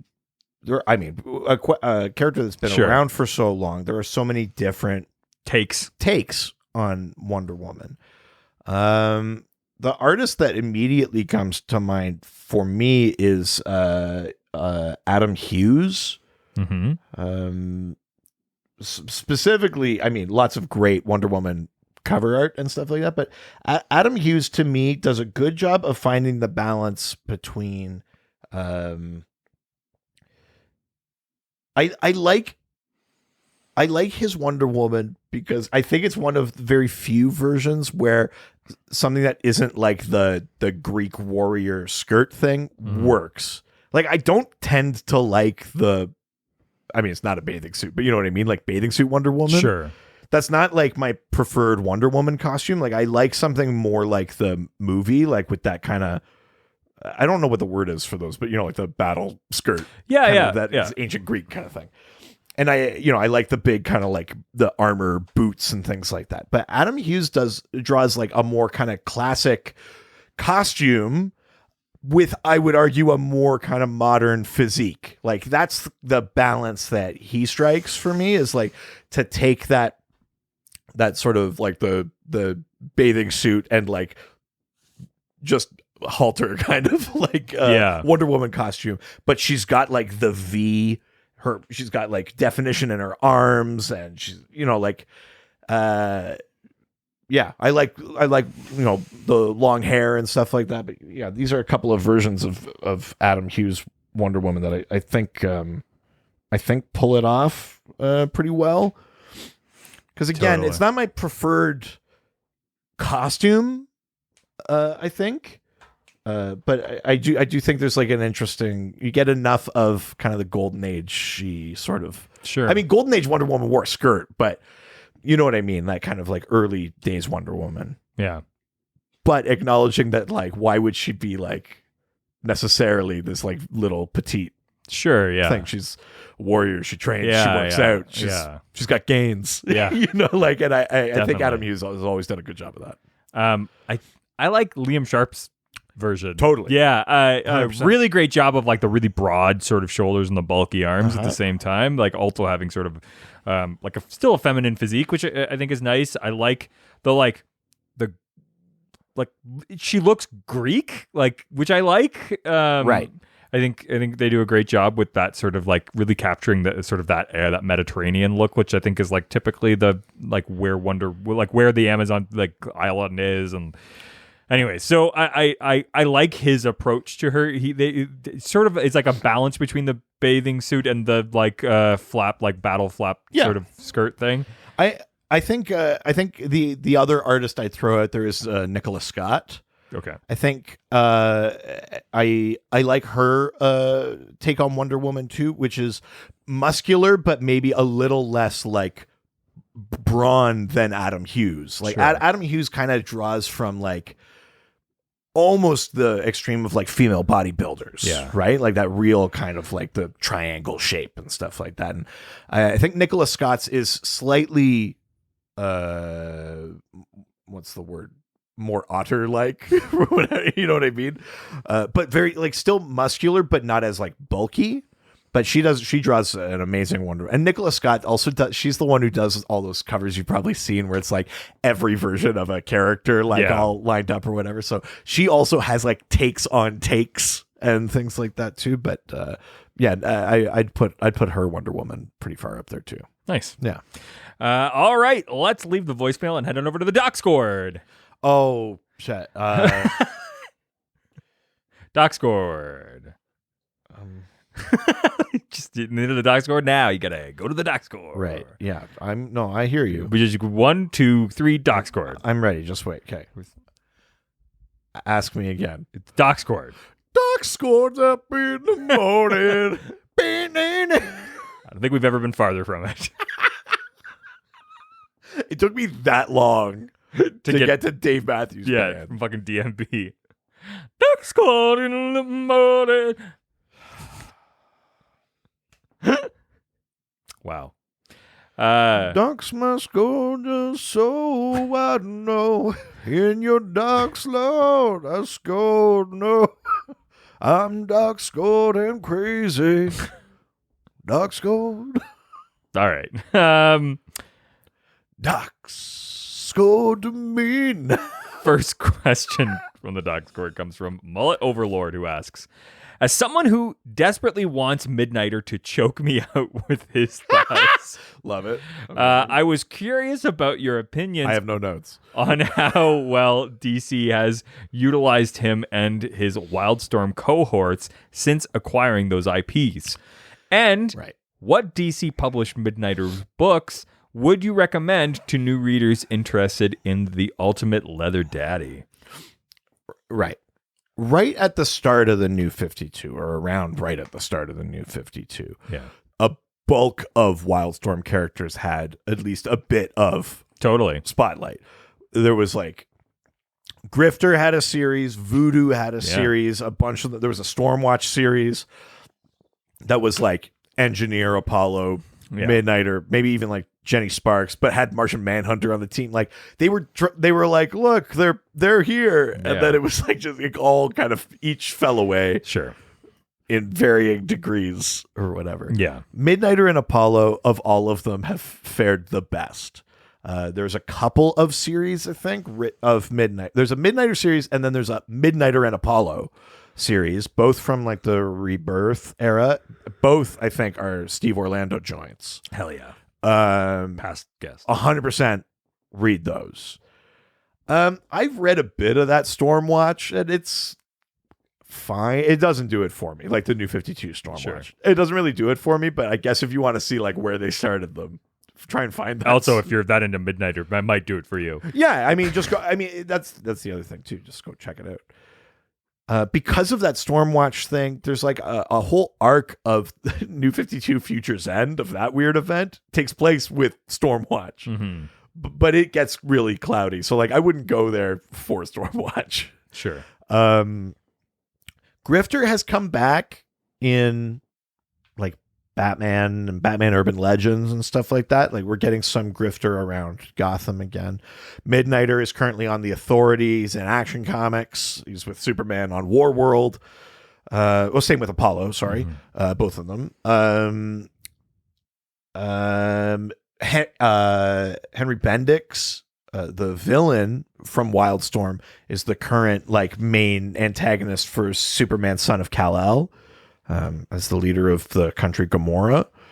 So there, you could find your bits and pieces of Wildstorm.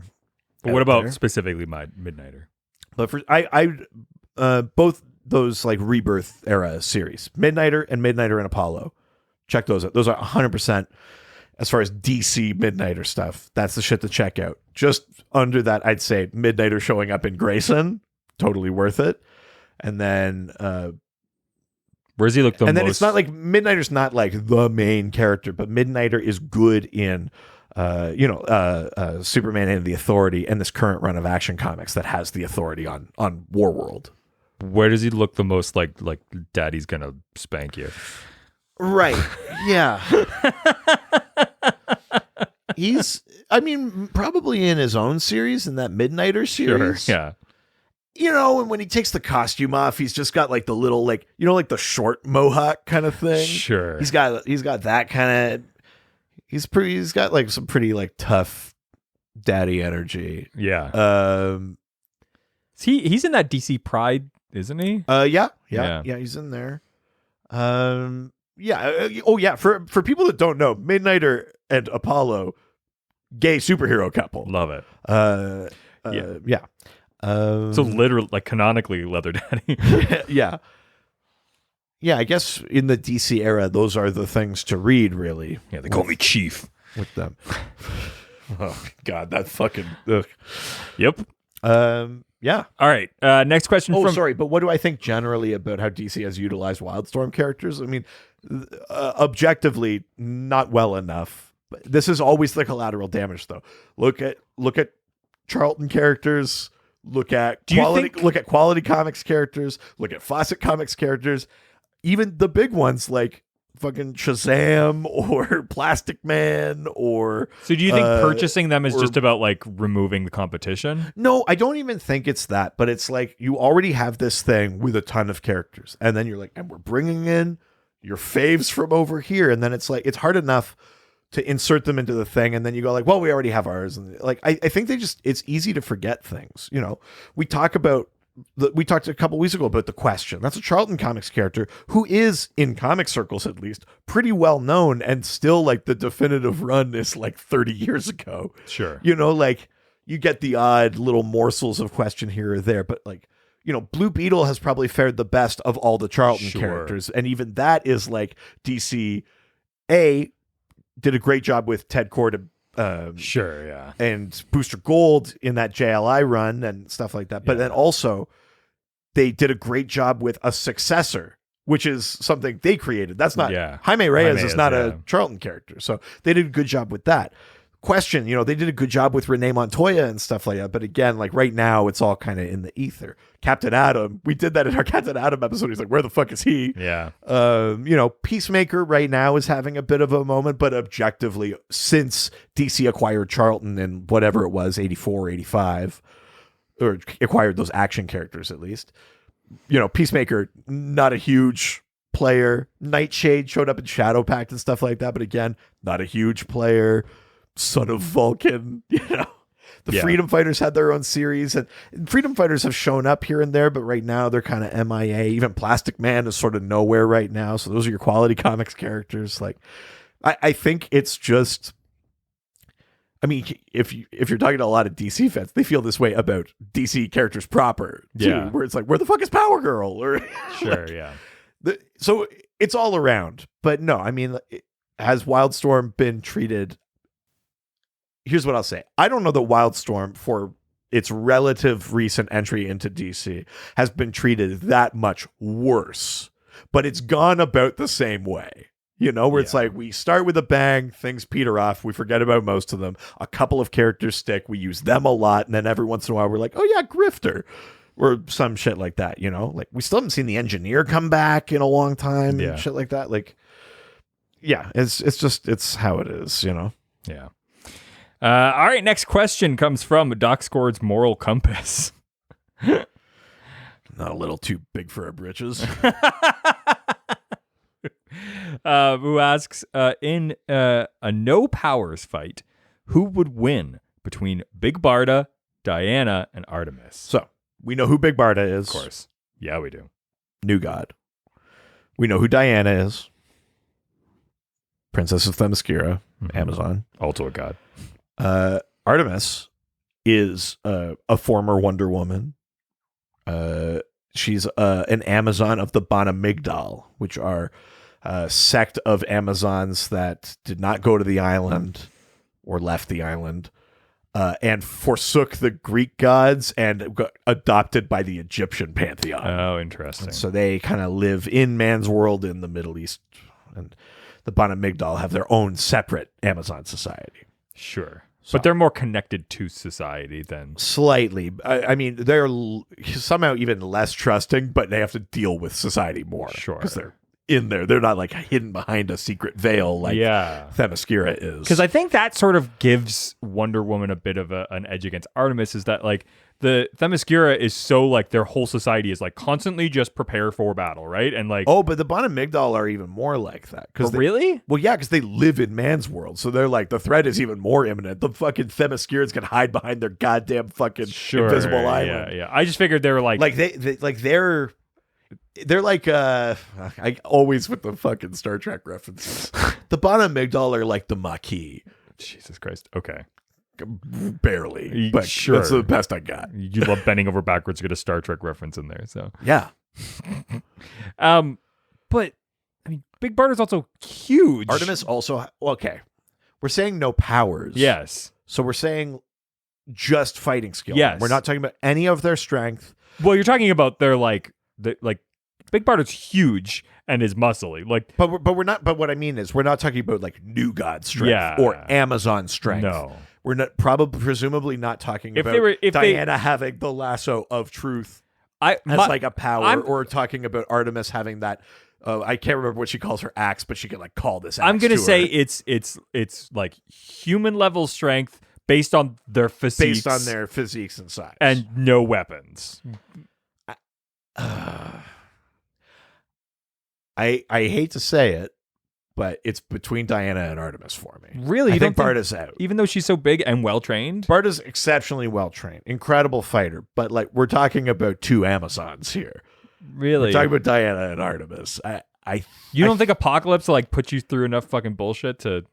I'm not saying Barda is not a great fight, but like we're against Diana and Artemis. Right. I think Barda's... Okay. Barda's the third there to me. Oh, what a third.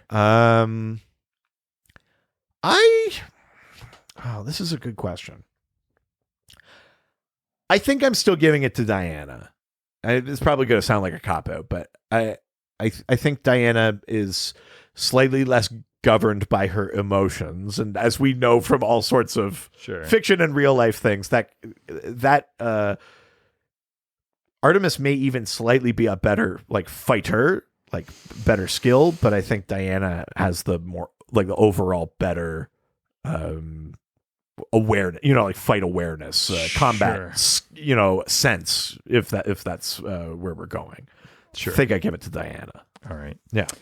All right, next question comes from Earth51 Ryan. Who works out the most? Who is the most swole? If it isn't the same answer, why do you think that is? I mean, we've sort of answered this already, but what I would be interested in is like who works out the most, because like I mean, it's probably Batman. Right? Because that's all he's got. Like, I gotta fucking do this. Yeah, like, because, I mean, we don't really get to see them work out, basically, ever. It's not like Dragon Ball Z, where there's, like, 10 episodes that's just about him, like, working it with weights on and gravity. But every once in a while, you get that, like, Superman thing. It's in, like, All-Star Superman, where he, like, pushes this giant metal thing, and someone's like, that was 15 quintillion tons. And you're like, how did you build that? Yeah.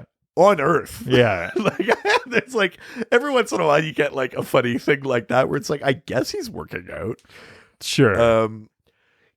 Diana trains, but I think we're talking about something different. Like, I don't know that Diana goes and like lifts weights. No. She like combat trains. Yeah, not the same. Batman obviously combat trains, but I mean, listen, we all know I'm a little bit of a thirsty bitch.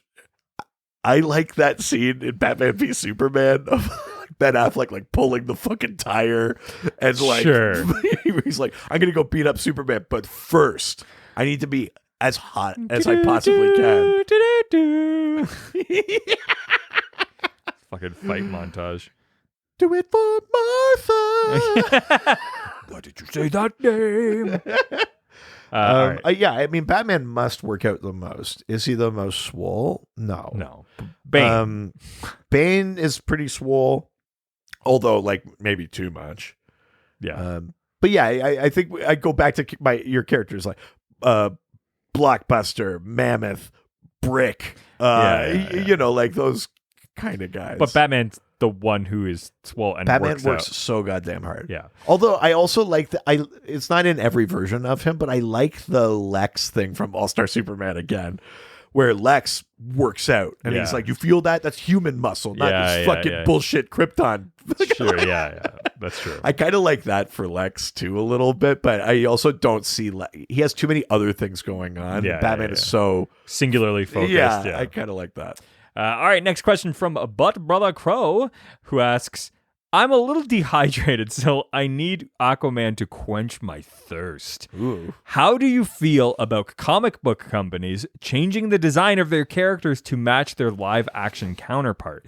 Mainly thinking of Aquaman being Momoified. And I actually, hair color and stuff, yes, but like if you look at 90s like Aquaman, like it's not that far from Momoa.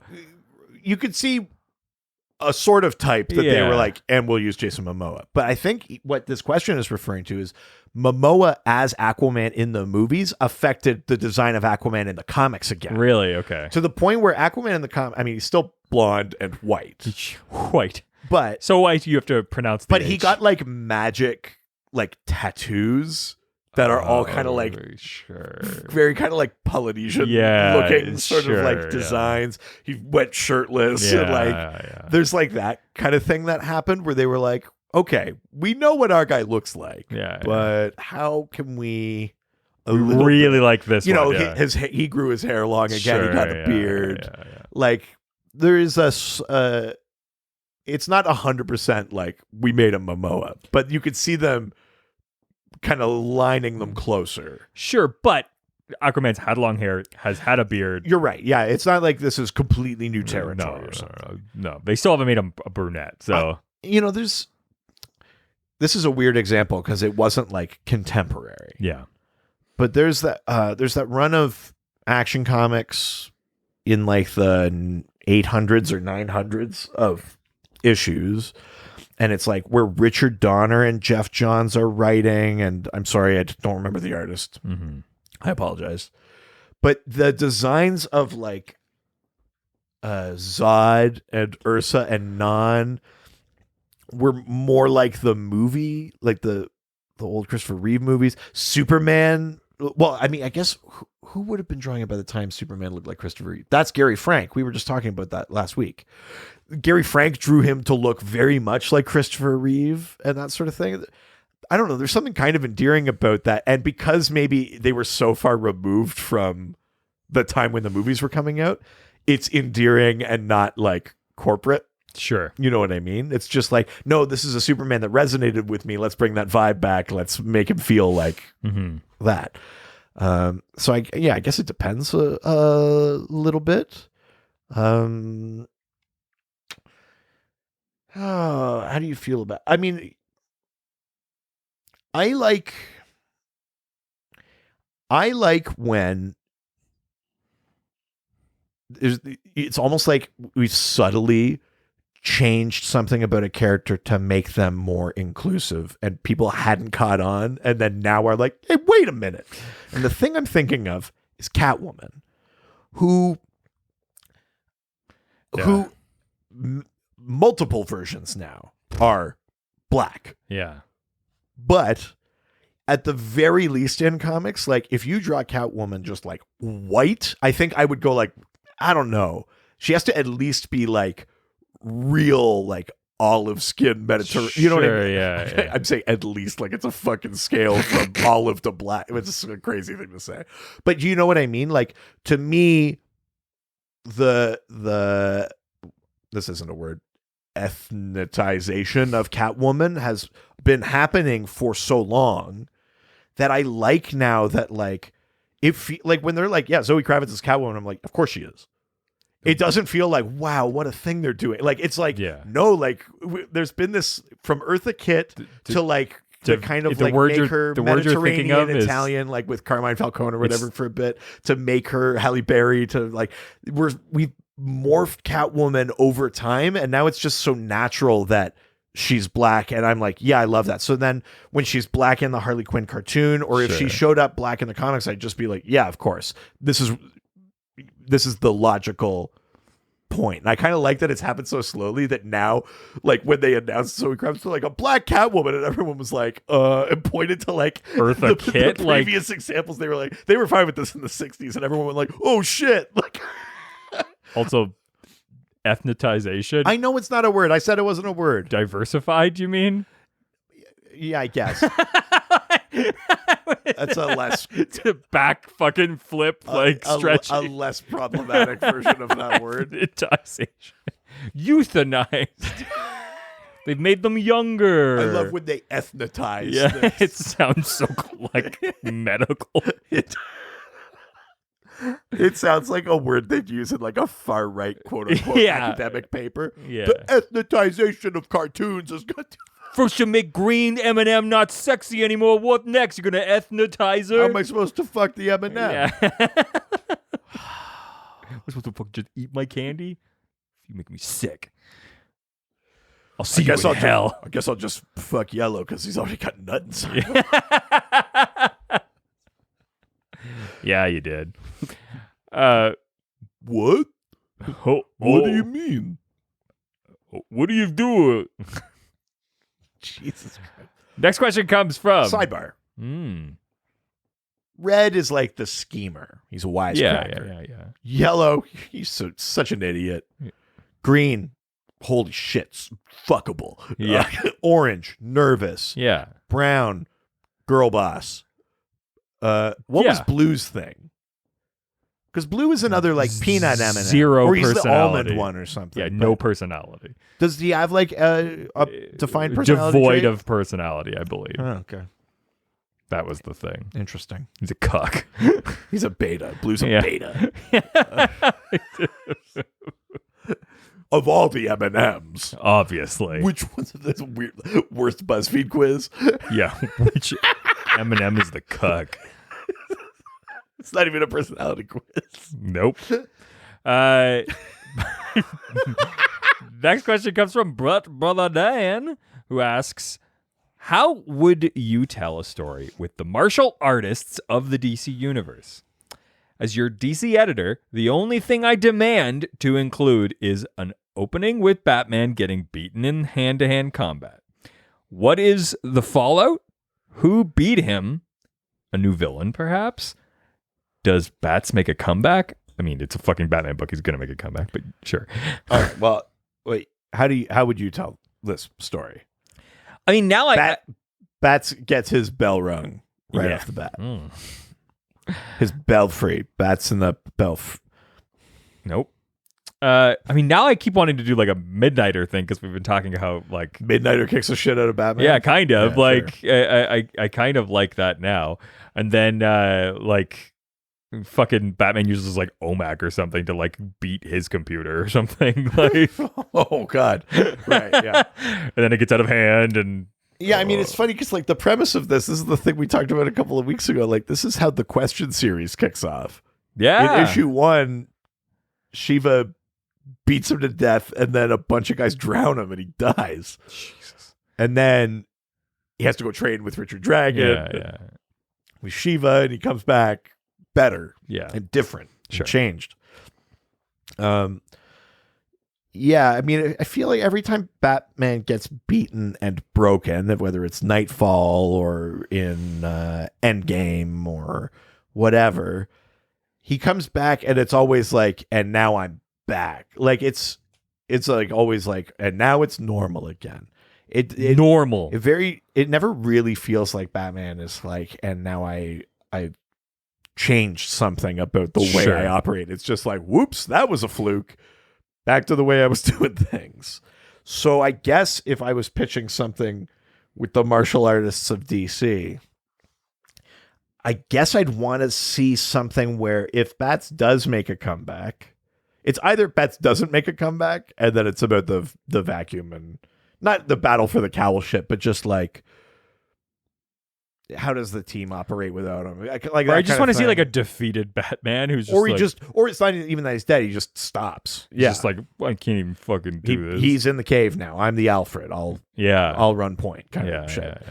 Yeah. Like Batman Beyond, you know, like, but just man, I wasn't expecting to start this for another few years.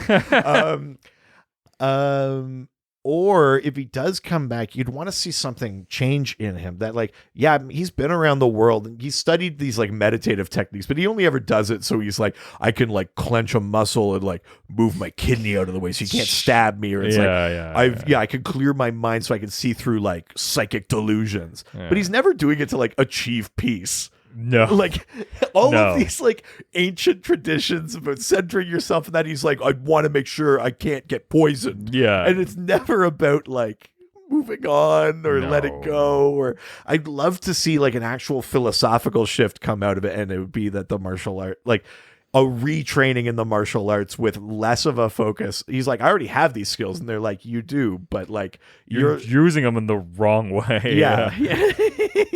Yeah. You're using like a chainsaw to cut a loaf of bread. But what would be interesting is they're like, he ends up being stronger when he uses things in the right way, right? Yeah. Like, where it's you're not using Tai Chi to fight. You're using it to like actually move energy. Like, yeah. Like I think that would be interesting.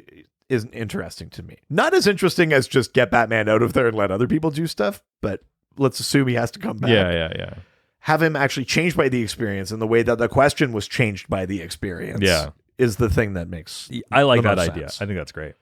All right, next question from Gunnar, who asks, the bound heroine is quite a trope in comics, but what are the most notable nods to femdom in DC, except for Wonder Woman lassoing each and every other character? Yeah, I mean, in the original Golden Age Wonder Woman, there's all this stuff about like loving submission.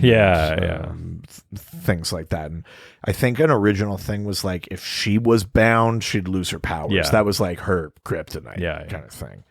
And, lots of people have gone into the stuff about that came William from. Moulton Marston and his relationships and the sort of... Maybe the true writers of Wonder Woman. Well, yeah, obviously. And bringing in like those elements. Lots of people have written about that and spoken more about that.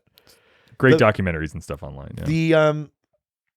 What are other notable nods to femdom? I mean, Big Barda, especially like that Mr. Miracle. I just want to say, like, we had this conversation for some reason, probably where someone brought up femdom, and I was like, "Oh yeah, I would look that up in a heartbeat." And then you were like, "No, it's like more aggressive." And we realized we were talking about two very different. Like yours was like they put a cage around your penis, and I was like, "No, I just want someone to tell me what to do." Yeah. It's a spectrum. It's like there was a moment where you were like, "Really? You look at that stuff?" And I was like, "Yeah, why wouldn't I?" We were not talking about the same thing. No, yes.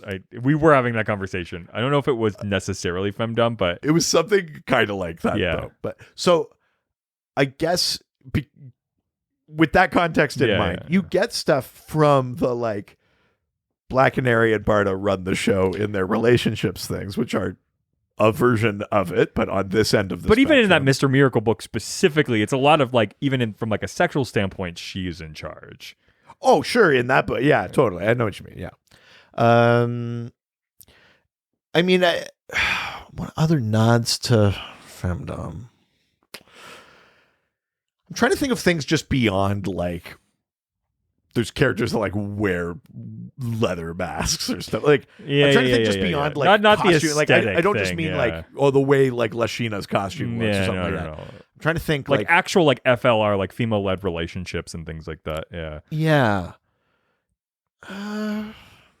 Interesting.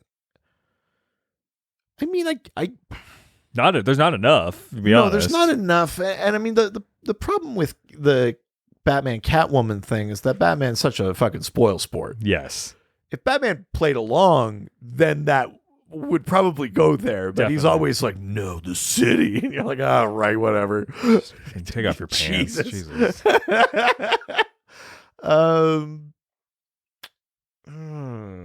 Interesting. What about Green Arrow and well, again, Black Canary runs the show, kind of, kind of nice. I mean, I say nice. If you go back and read it, it's like it's weird and corny and sure.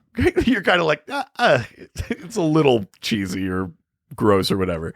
But a thing from that, like when Green Arrow came back to life, like that Quiver run with Kevin Smith and Phil Hester, like that run is like within like 10 issues, Green Arrow goes down on Black Canary like 3 times. That's not the point. That's not the focus. But the idea that it's like, it's not even femdom. This shows how low the bar is. It's just like a mutual relationship. It's like a relationship where it's like, oh, like she's not not being totally left out in the fucking cold here. Yeah. It's such a low goddamn bar. I don't know that I have a good answer for this. The reality is there's not enough. Yeah, probably. Yeah. Or it's out there and I don't know, did Granny Goodness date somebody?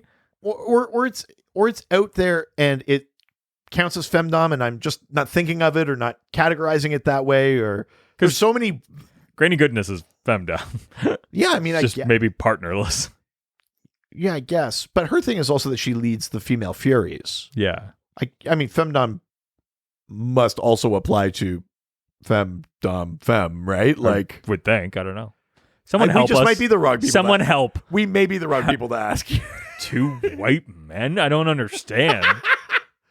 Let's go to the last question from Crimson. Sorry, I got to back up here for a second. Oh, yeah, back it up. I already said Midnighter would. Sorry, yes, I forgot. Yeah, I already said Barda would. Yeah. Diana would. Batman. Artemis would. Batman probably wouldn't. No. I don't need it. The trauma. Yeah. I think he's not going to enjoy Here's it. the thing. I'm not going to enjoy it. I actually think he looks great, but like that's a whole basket of crazy. I know that they haven't really played this in the comic books. I feel like he would be clingy. Like it feels like he's desperate for like when he does make it, he's like, don't leave. Because you know he's got abandonment issues, right? Like Yeah, that's true. We got a stage 10 clinger here. Yeah. Where are we at? Aquaman, Momoa, of course, obviously would. Martial artists, yeah, you get your Shivas, your Richard Dragons, your would. Yeah, would. Finding out that not a lot you wouldn't. But it's also muscular is kind of your type. Yeah, I mean, it's like the fact that I've said any knows is like, oh, he's discerning a little bit. He's too muscular. Not for me. Yeah. Yeah. Have some modesty. Yeah, come on. Let's go to the last question from Crimson Raven, who asks, are there any DC characters who work out just for the sake of being ripped? Not to be better fighters, but do you think that there are any who add extra padding to their costumes so their muscles look more defined? Oh, interesting. Who are the vanity? I'll keep going back to Booster because I think that I could see Booster vanity working out / padding his costume. Yes, where he's like, oh man, I ate too many chips, but like, I don't want to go to the gym. I'm kind of lazy. Yeah, absolutely. Use future tech to suck in gut. Yeah. I think he doesn't need to because he can form his body into whatever he wants, but Plastic Man would. Sure, yeah. But is that padding, like faking the muscles? Yeah, I mean, Plastic Man does sometimes go like, you know, like that's kind of cartoon. Yeah, I think that counts. That counts.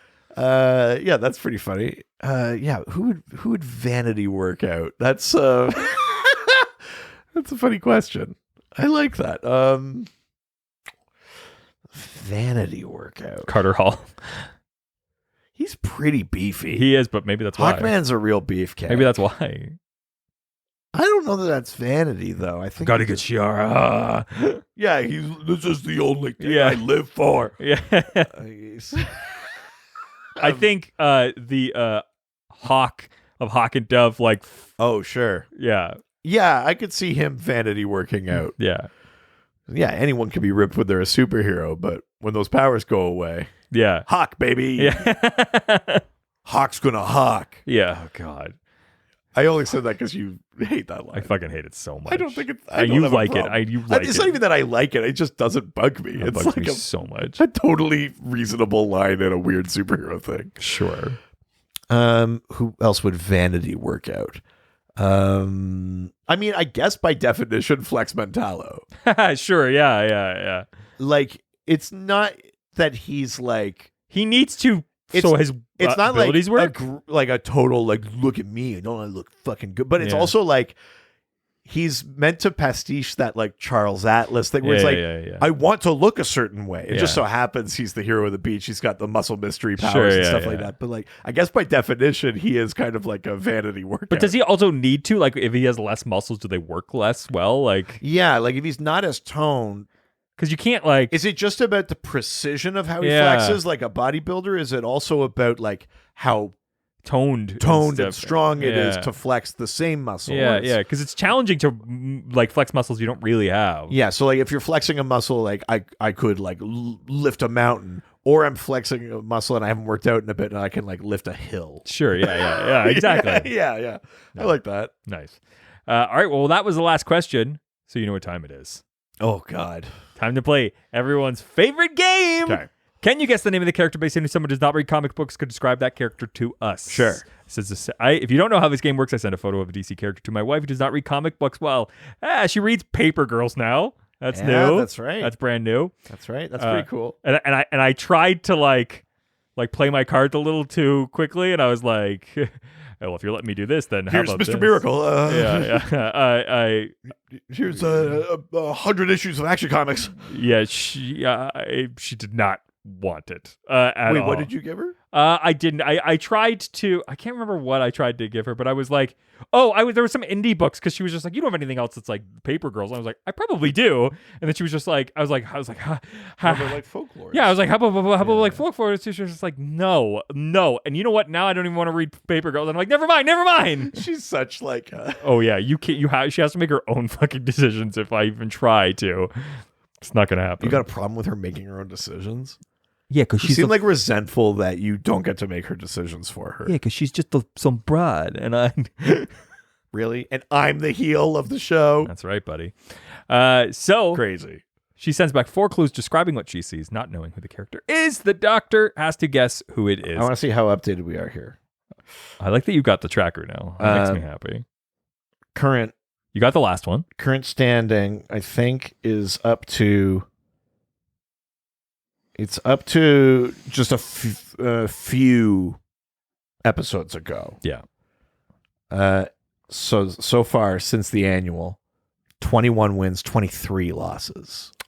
Wow. Yeah. You're under. It's been a tough year. All time, I'm still like way up on the wins. It's been a long year. Oh.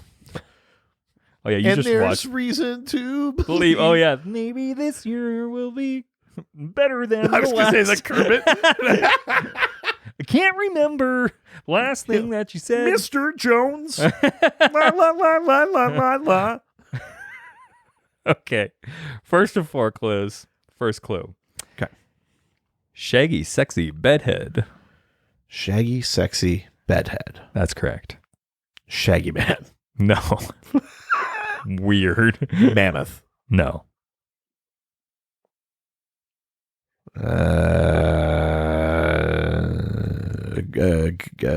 Next question. Okay. Next clue. Question. Next clue. Yeah, how does it feel? Next clue is insanely hairy neck, but no facial hair. Okay. Hairy neck, no facial hair. She's not wrong. Insanely hairy neck. No facial hair. Mm-hmm. Insanely hairy neck, no facial hair. Are we talking about like like Solivar? Is it like a gorilla? No. Like that is very funny. Yeah, technically humans are more hairy than apes because they have like areas that have no hair. I mean, we're not more hairy than apes, but we have it in like more. We're maybe like more widely covered. Yes, if their hairs is longer, but like we have it touching every basically like more inches of our body than they do because they have huge chunks that have no hair that growth at all. Yeah, wouldn't it be weird if you had like just like leather pecs and abdomen, right? Yeah, like gorillas do or whatever. Yeah. So shaggy, sexy bedhead, insanely hairy neck, but with no facial hair. Oh, man, what a weird. Okay, next clue. Third clue. Halloween panther.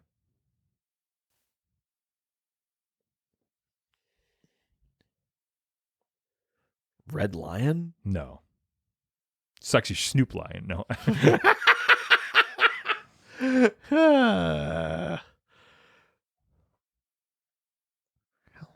panther. It's not panther. No. Lion mane. Nope. Or it's not that like Sebastian Ballesteros version of cheetah. No.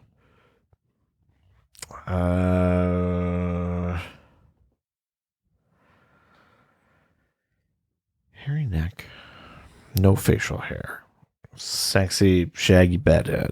Mm-hmm. And sorry, what was the other one? Halloween panther. Halloween panther.